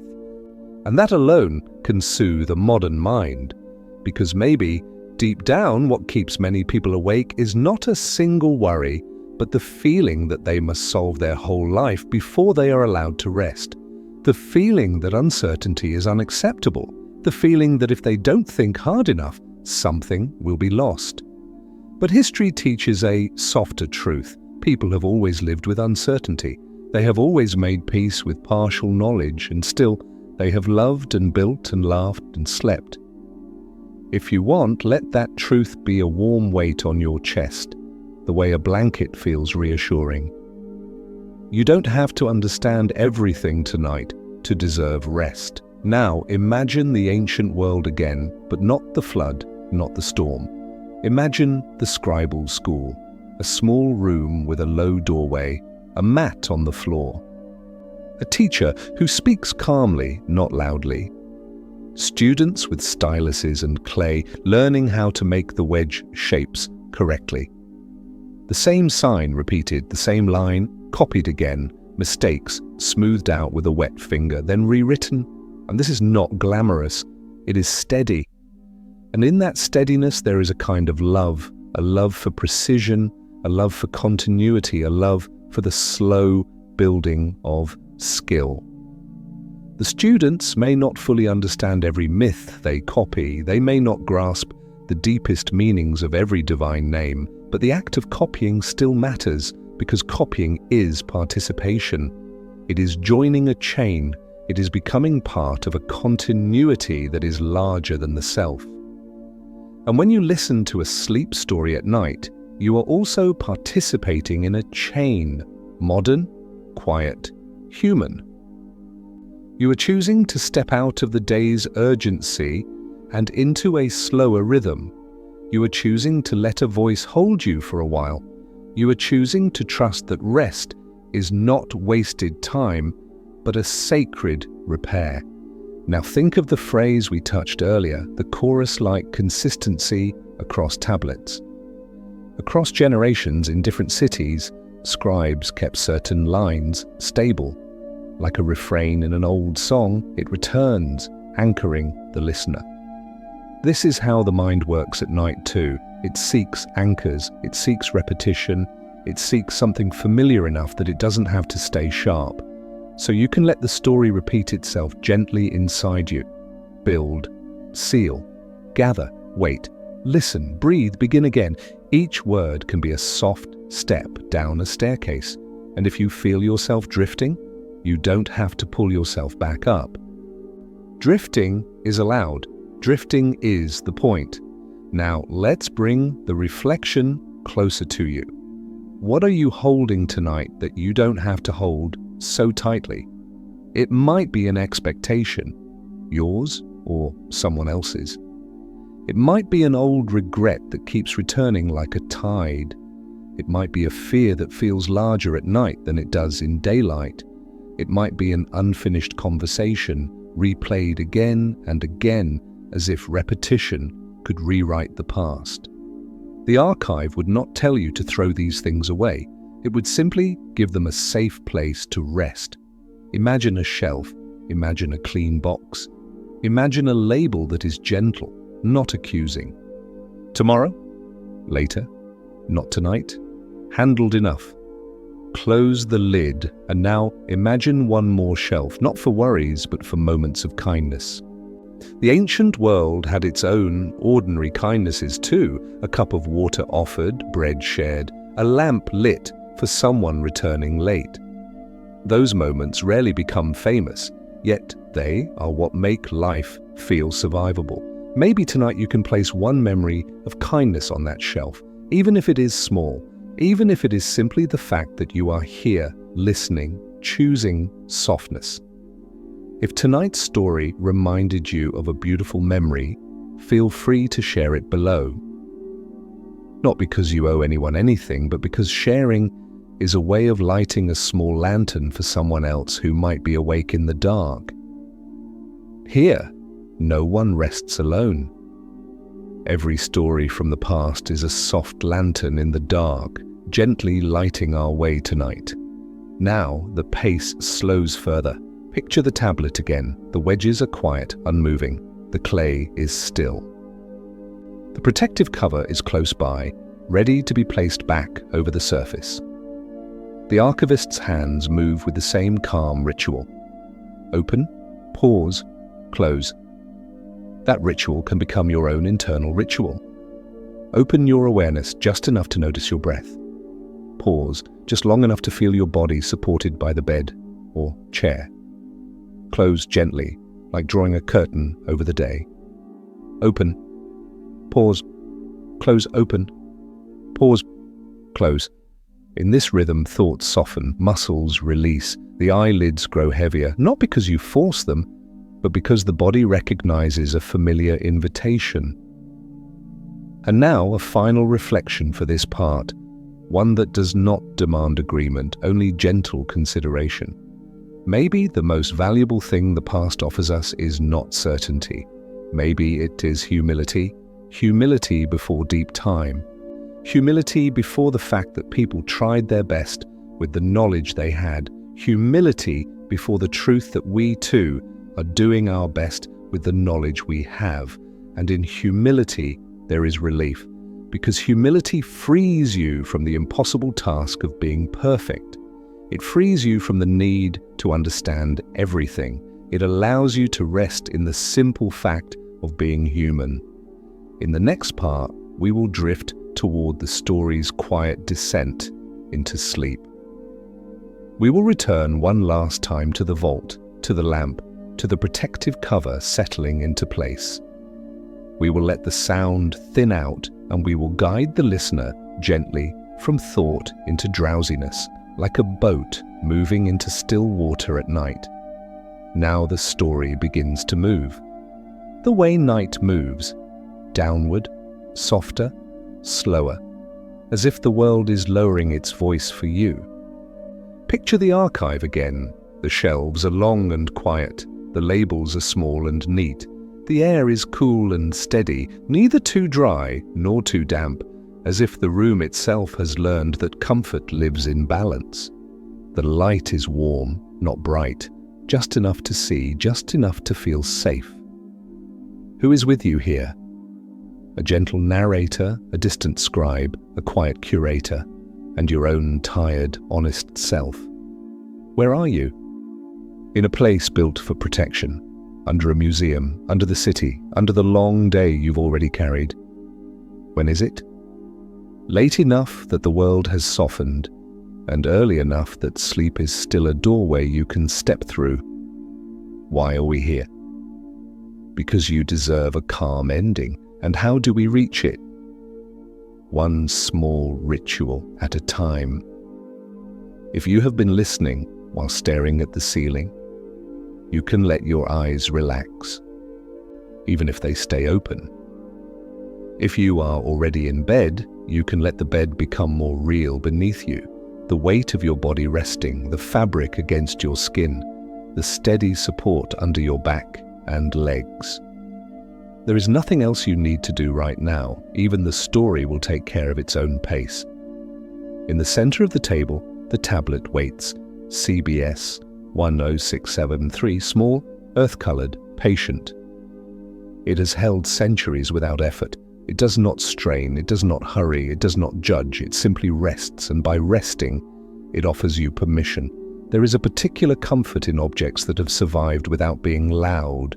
A clay tablet is not a crown, it is not a sword, it is not an announcement, it is a quiet surface with quiet marks, proof that the past was once a hand, once a breath, once a person sitting down to do something carefully.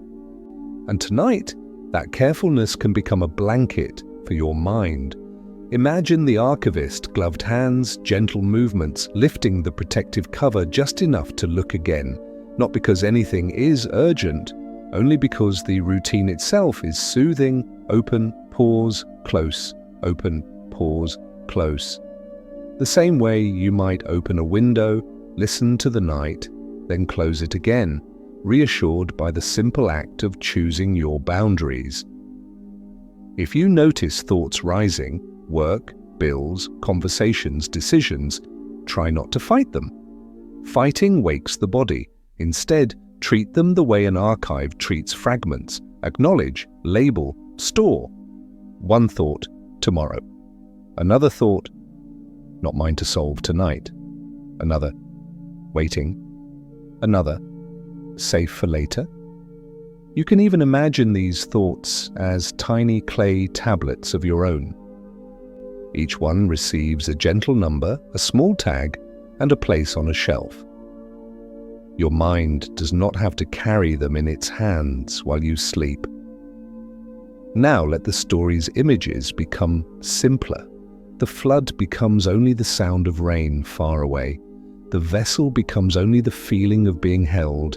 The leaf becomes only the color green, a soft reassurance. The gods become only breath if you want them distant, light, not demanding.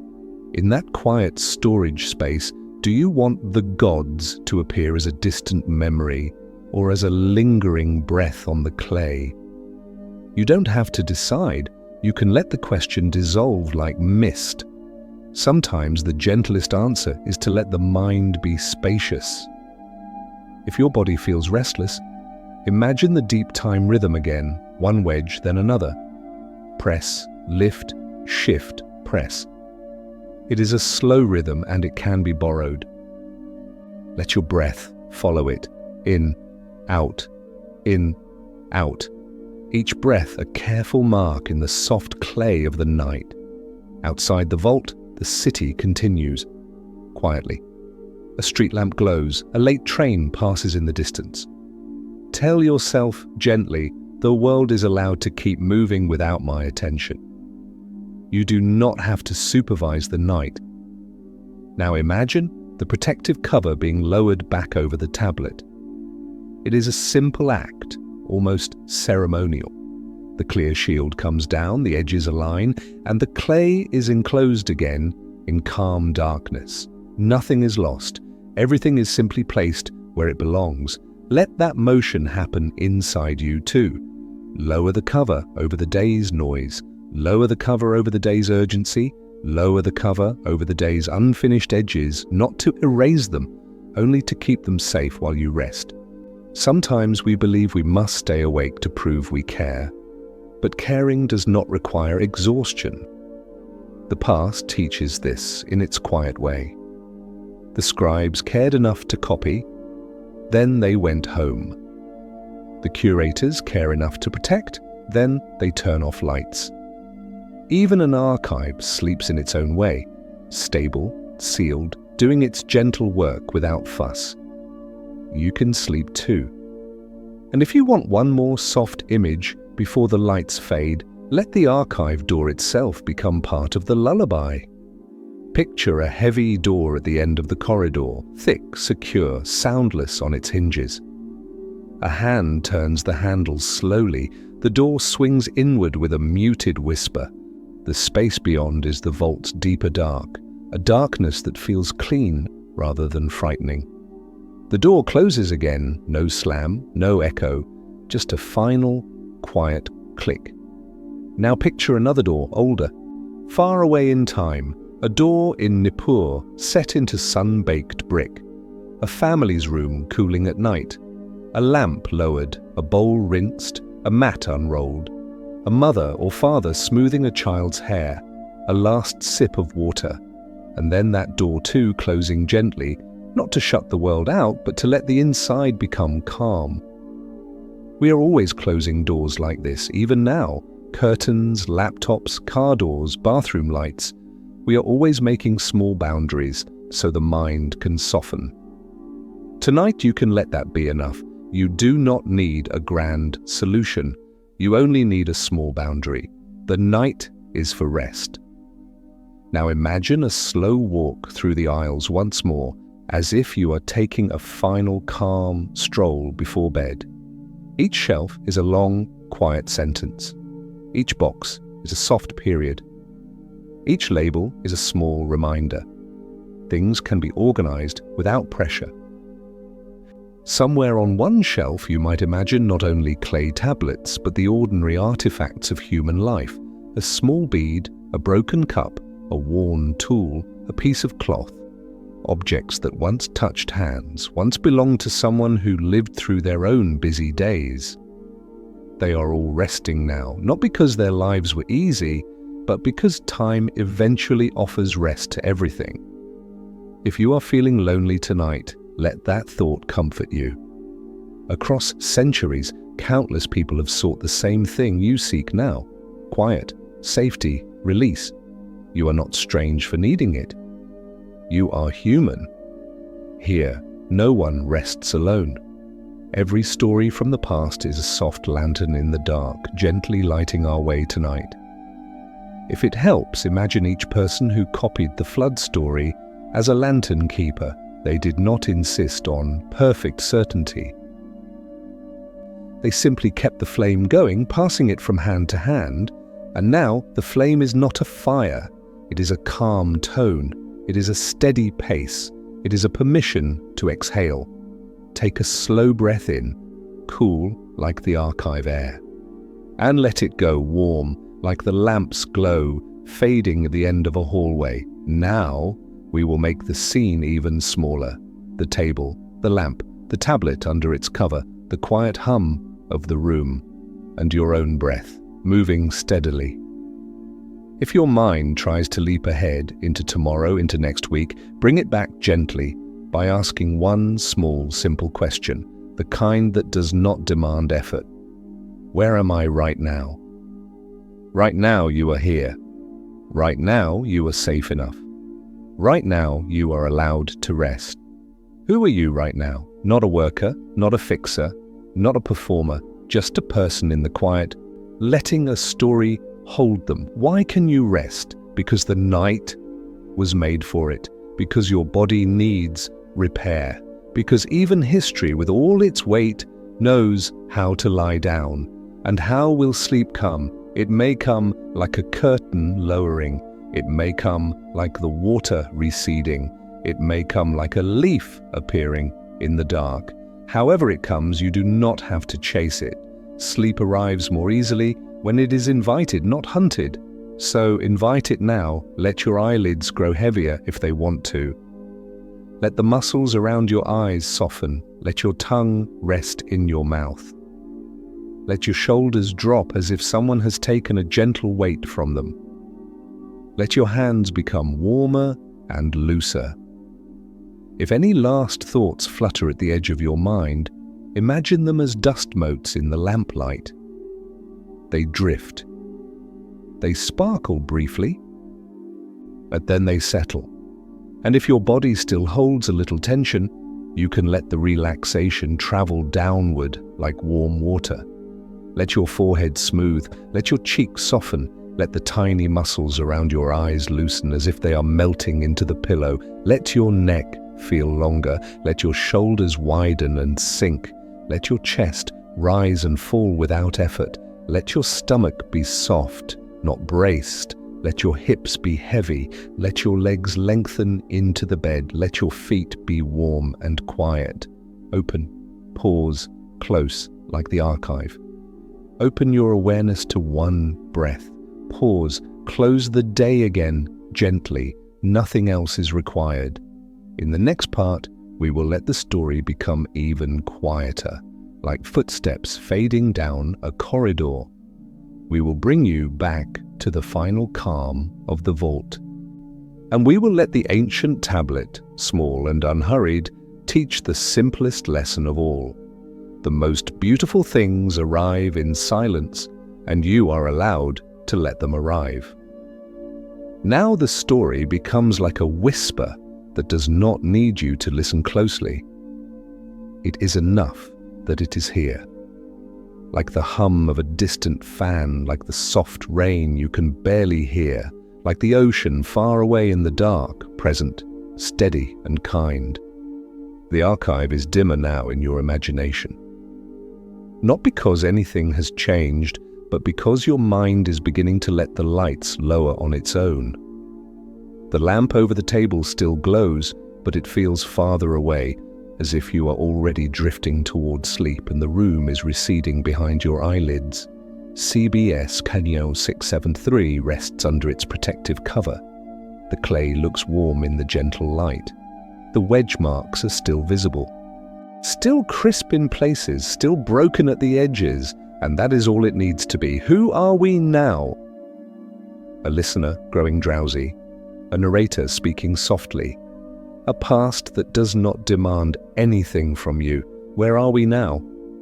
In a quiet room beneath the world's noise, in a safe container, in a story that is already slowing to match your breath. When is it now? Late enough for permission, late enough for softness, late enough that you can stop trying. Why can we let go now? Because you've carried enough today, because even the ancient scribes knew when to set down their stylus, because the vault will keep holding its treasures whether you stay awake or not. And how do we let go? We follow the simplest ritual again. Open, pause, close. Open your awareness just enough to notice the breath entering. Pause gently at the top, no strain, just a moment of stillness.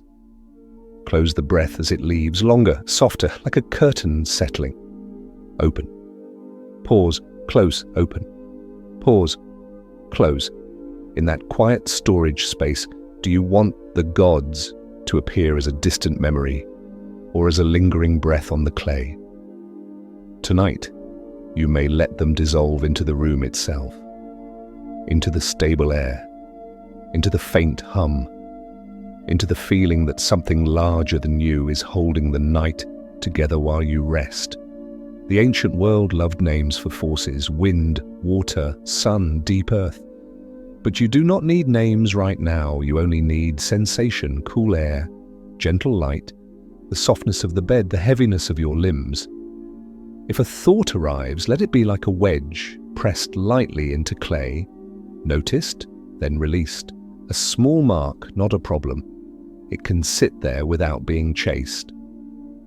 Notice how different this is from the day. The day demands action, the night allows stillness. And here, the story offers its quietest truth. The most beautiful things always arrive in silence. Not in the loud moments you have to manage, not in the frantic moments you have to perform, but in the silent moments when you stop trying to hold the whole world. The leaf in the flood story is quiet.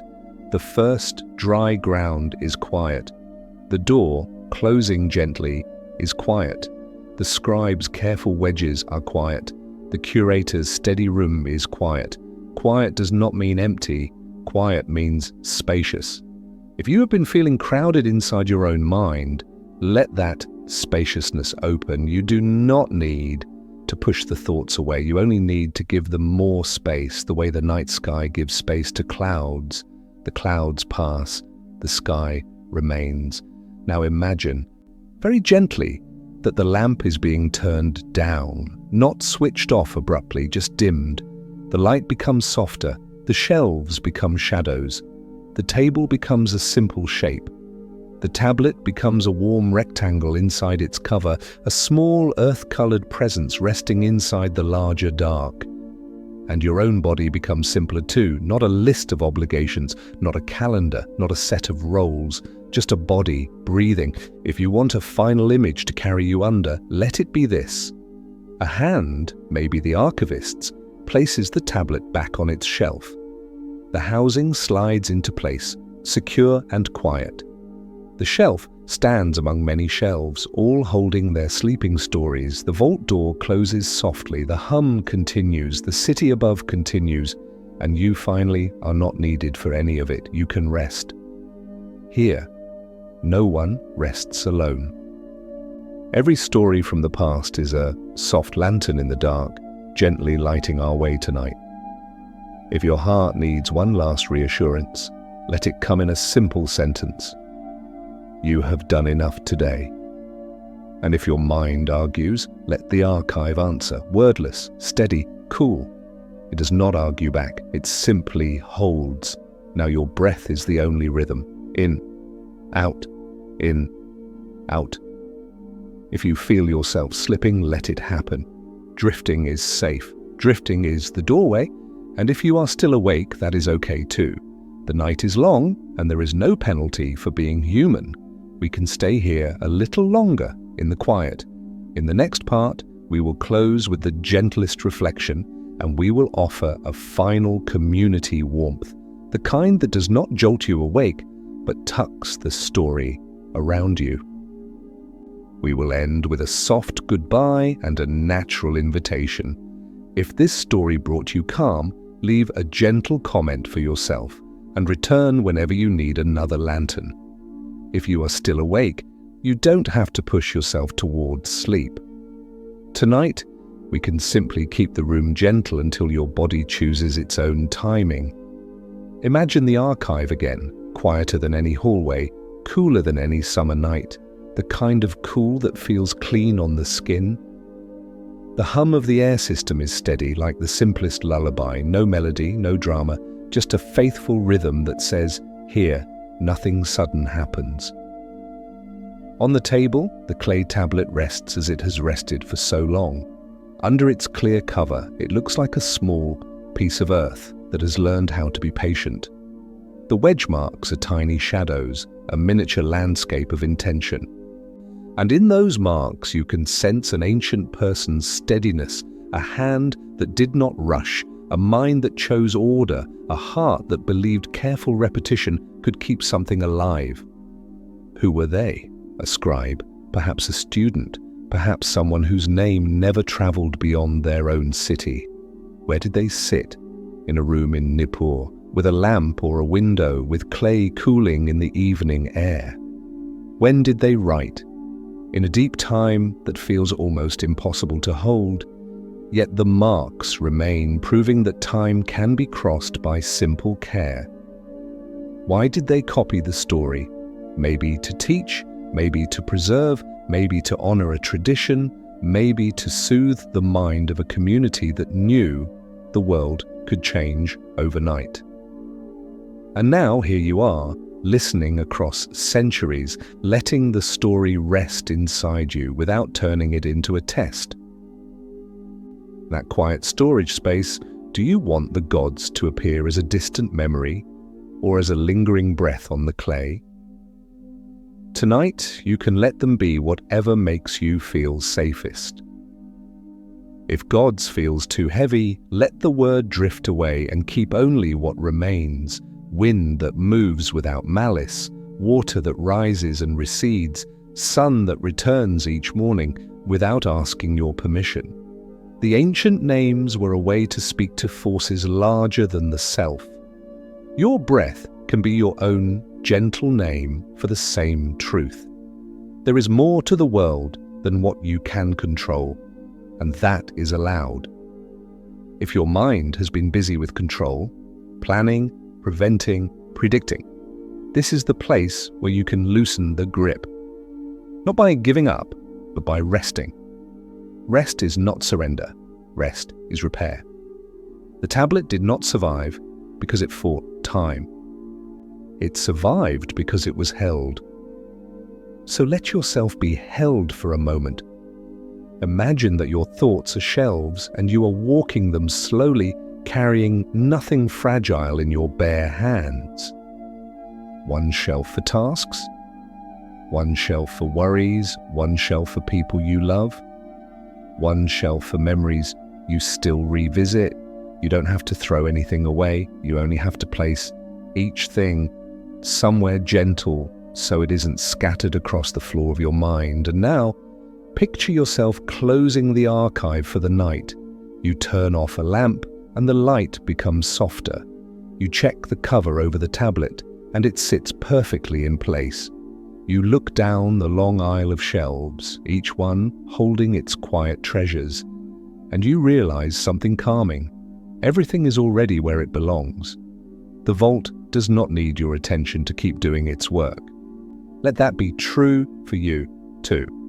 Your body already knows how to breathe. Your heart already knows how to beat. Your muscles already know how to release when they feel safe. You do not have to supervise those functions. You can let them happen, like the steady climate control in this room, like the slow turning of the earth outside, like the patient waiting of clay. If you want to drift back once more to Nippur, let it be a softer Nippur than before. No storm, no urgency, only the city after the day's heat has faded. Courtyards cooling, clay jars lined along a wall, a canal reflecting starlight, a faint breeze moving through reeds. Somewhere, a teacher closes a door to the scribal school, and the students go home. Somewhere, a lamp is lowered. Somewhere, a family lays down on woven mats, and the night wraps them in quiet. And then, just as gently, Nippur fades and the museum vault remains. This is the kind of transition you can trust. Nothing abrupt, nothing sharp, only soft dissolves like scenes in a slow film. Now let's keep the story simple again. A small tablet, a steady room, a quiet hum, your breath. Right here now, in, out. If you notice your eyelids growing heavier, let them. If they flutter, let them. If your mind floats away, let it. You don't have to catch every word from here on. The story can keep speaking. Even if you don't listen, the sound itself can be enough. And if you want, we can let the vault become a gentle guide for your whole body. Imagine the cool air touching your forehead first, smoothing the tiny muscles there, as if the day's expressions are being quietly erased. Let the space behind your eyes soften. The way the light in this room softens everything it touches. Let your cheeks grow warmer, and let your jaw loosen as if a small knot has finally remembered it can untie itself. Now let that calm move down into your neck. You don't have to pull your shoulders back. You don't have to sit up straighter. You can let gravity do its kind work. Shoulders down, arms heavy, hands loose, fingers unclenched, as if you are no longer gripping anything invisible. If your chest feels tight, imagine it as a door in the archive. Not a locked door, just a door that can close softly. With each exhale, let the door settle a little more until the room inside you feels quieter. In and out, like a slow tide. And if the mind tries to race, you can offer it a small, steady task. Something ancient, something simple. Count the wedges. Not with numbers that wake you up, but with a quiet rhythm. Press, lift, press, lift. Each breath is one gentle mark. Each exhale is a smoothing of the clay. Nothing has to be perfect. The only goal is softness. You might even imagine the flood again, but only as a distant sound far away from where you are resting. Rain on the roof of the vessel, water against wood, a world outside that is doing what worlds do, changing, moving, while the inside remains contained. That is the kind of safety you deserve tonight, a safe inside. And somewhere in that old story, there was always a leaf, small, green, almost shy. Let that leaf be the smallest sign that the mind can unclench, a sign that the pressure will not last forever, a sign that land returns, a sign that you can begin again, but not tonight. Tonight is only for resting. Now let the calm slide down into your stomach, soft, unbraced, allowed. Let your hips grow heavy. Let your legs lengthen into the bed or chair. Let your knees drop into comfort. Let your calves loosen. Let your feet become warm as if they are sinking into sand that holds them gently. If your thoughts return to tomorrow, you can whisper to yourself without effort. Tomorrow can wait. The archive teaches patience. The tablet teaches patience. Your body can learn it too. Open, pause, close, open, pause, close. There is a gentle gratitude hidden in the archive too. It lives in the fact that so many people chose care over neglect, Someone excavated carefully, someone shipped carefully, someone catalogued carefully, someone built this controlled room, someone checks the sensors, someone closes the door each night. It is a chain of quiet guardianship, and it exists whether or not we ever learn each guardian's name. If you have been carrying your own guardianship in life, caring for others, holding a household together, keeping work steady, showing up when you feel tired, please let yourself feel one small appreciation now. Not a loud celebration, just a soft acknowledgement. You have been trying, and trying is worthy of gentleness. If there is anything you need to forgive yourself for tonight, imagine forgiveness as another archival practice. You don't erase the record, you simply stop pressing your finger into the bruise. You stop reopening the box. You let the memory rest on a shelf without touching it. Forgiveness at night can be as simple as saying, "Not tonight." I can revisit later, but not tonight. And if you need to feel connected, remember the quiet circle this story creates. Somewhere another listener is awake. Somewhere someone else has a busy mind. Somewhere a person you will never meet is also hoping for calm. That is why these stories matter. They make a gentle room for strangers to rest together without needing to speak. Here, no one rests alone. Every story from the past is a soft lantern in the dark, gently lighting our way tonight. Now we are very close to the end. Imagine the last action in the vault, the archivist's hand turning off the final lamp. The aisle becomes shadow. The table disappears into dimness.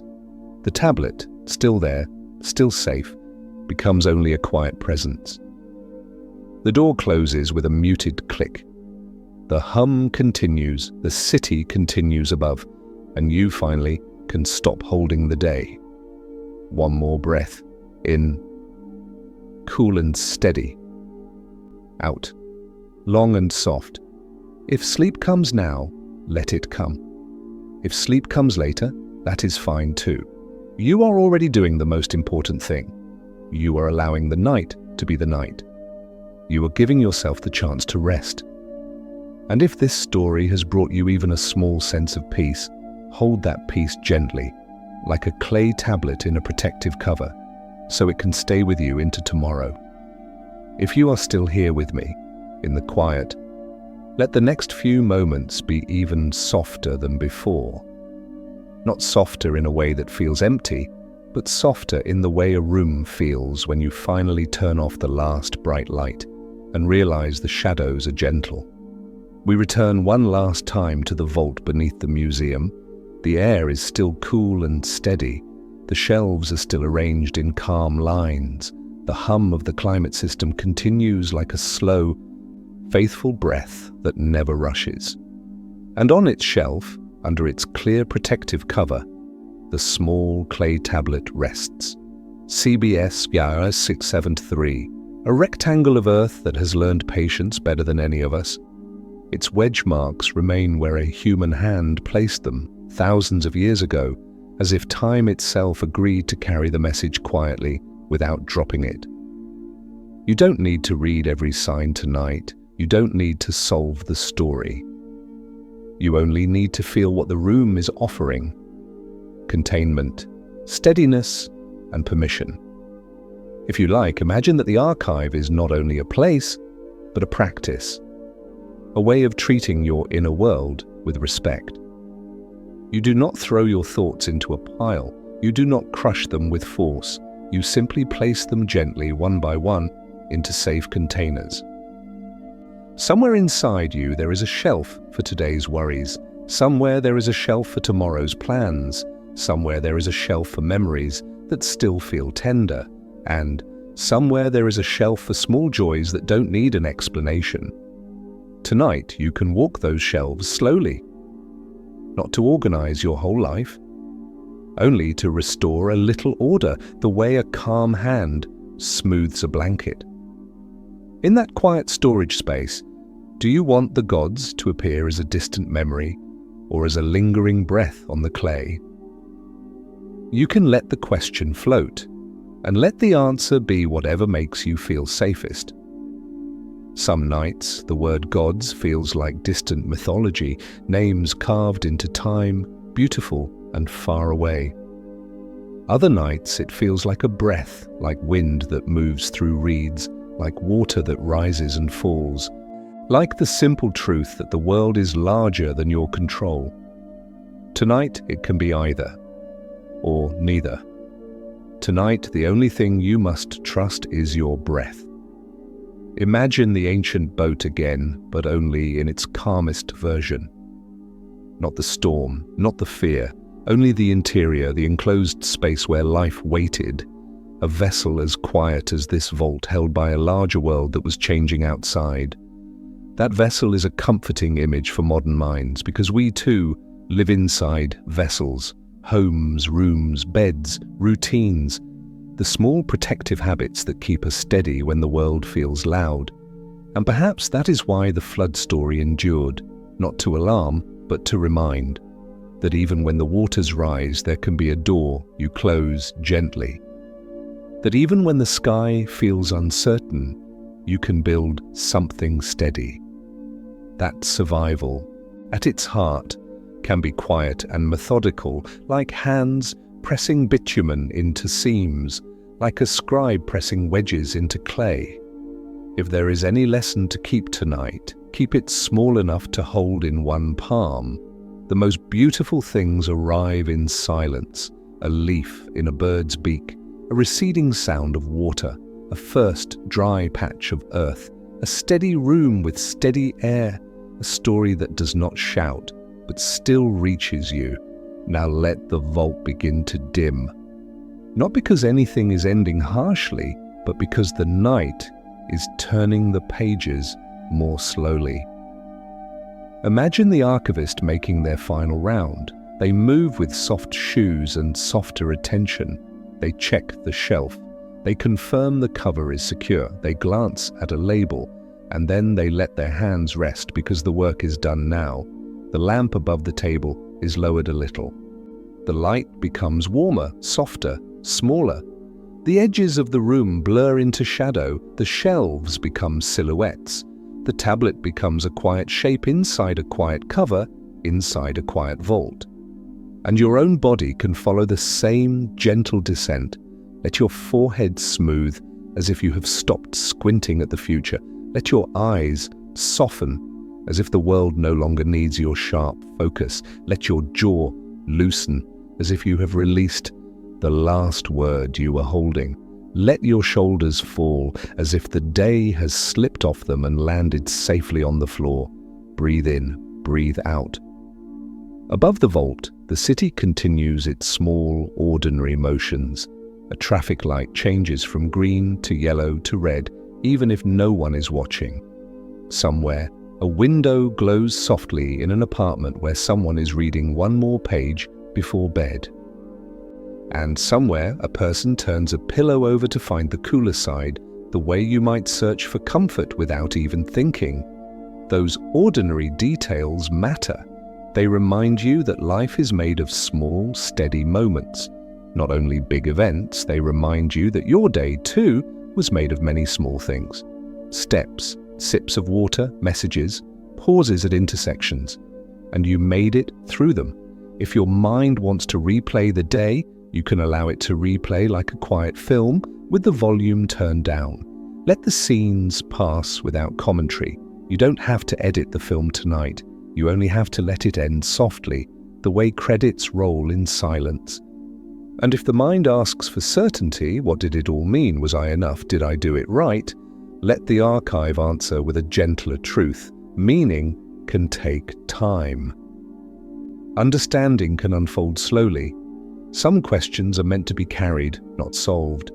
Think of the ancient scribe again. They pressed wedges into clay, but they could not see Philadelphia. They could not imagine electric light, modern streets, modern worries. They only did what they could do, one careful mark after another. And that was enough to reach you. You can do the same with your life. you can do the next small right thing. And then you can rest, because rest is also part of the work. If you like, try a simple rhythm with your breathing. No strain, just a soft pattern. In for 4, out for 6. In 2, 3, 4, out 2, 3, 4, 5, 6. The longer exhale tells the body it can soften. It is like sealing a door gently, not to lock yourself away, but to quiet the room inside. Now imagine the museum corridor above the vault, silent, empty. The exhibits dim behind glass. Everything in the building is doing the same thing you are doing, resting. Even history is resting. And far beyond the building, far beyond the city lights, the night sky stretches deep and open. If clouds pass, they pass. If stars appear, they appear. Nothing rushes, nothing demands. The sky is simply wide enough to hold everything, even your unfinished thoughts. Let your own inner sky widen too. If thoughts come, let them come like dust motes in lamplight, floating, glittering briefly, then settling. You are not required to chase them. You are not required to solve them. You can let them rest. Open, pause, close, like the archive, like the protective cover over the tablet, like curtains drawn at night, like a door eased into place. Open to one breath, pause, close the day again with a slow exhale. There is a kindness in the way archives treat fragile things. They do not demand more than the object can give. They do not punish cracks, they do not insist on perfection, they simply preserve with steady care. You can treat yourself the same way tonight. If you have been hard on yourself lately, imagine your self-criticism as a loud visitor in a quiet building. You can greet it without inviting it to stay. You can say softly, "Not tonight," and you can turn back toward the steadier things. Your breath, your bed, the dark that feels safe.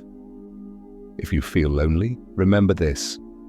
Somewhere, another listener is hearing these words too. In another room, in another city, perhaps with the same tiredness, perhaps with the same hope for quiet. The night connects strangers in a way the day never does. Here, no one rests alone. Every story from the past is a soft lantern in the dark, gently lighting our way tonight. And the lantern does not have to be bright, it only has to be present. So now, let the lantern be small. Let it be the lamp above the table. Let it be the warm rectangle of clay. Let it be the steady hum. Let it be your breath in the dark. If sleep is already pulling you, you can let go, you can drift, you can stop listening. The story will not be offended. The past is patient, and if you are still awake, that is okay. You can remain here, in this quiet room, until your body decides to cross the threshold. There is no grade for how quickly you fall asleep. There is only permission. Before we close, I want to leave you with one last gentle invitation. If this story brought you calm, leave a gentle comment for yourself. A small note, like a colophon at the end of an ancient tablet. Something simple. I was here. I made it through today. I chose softness.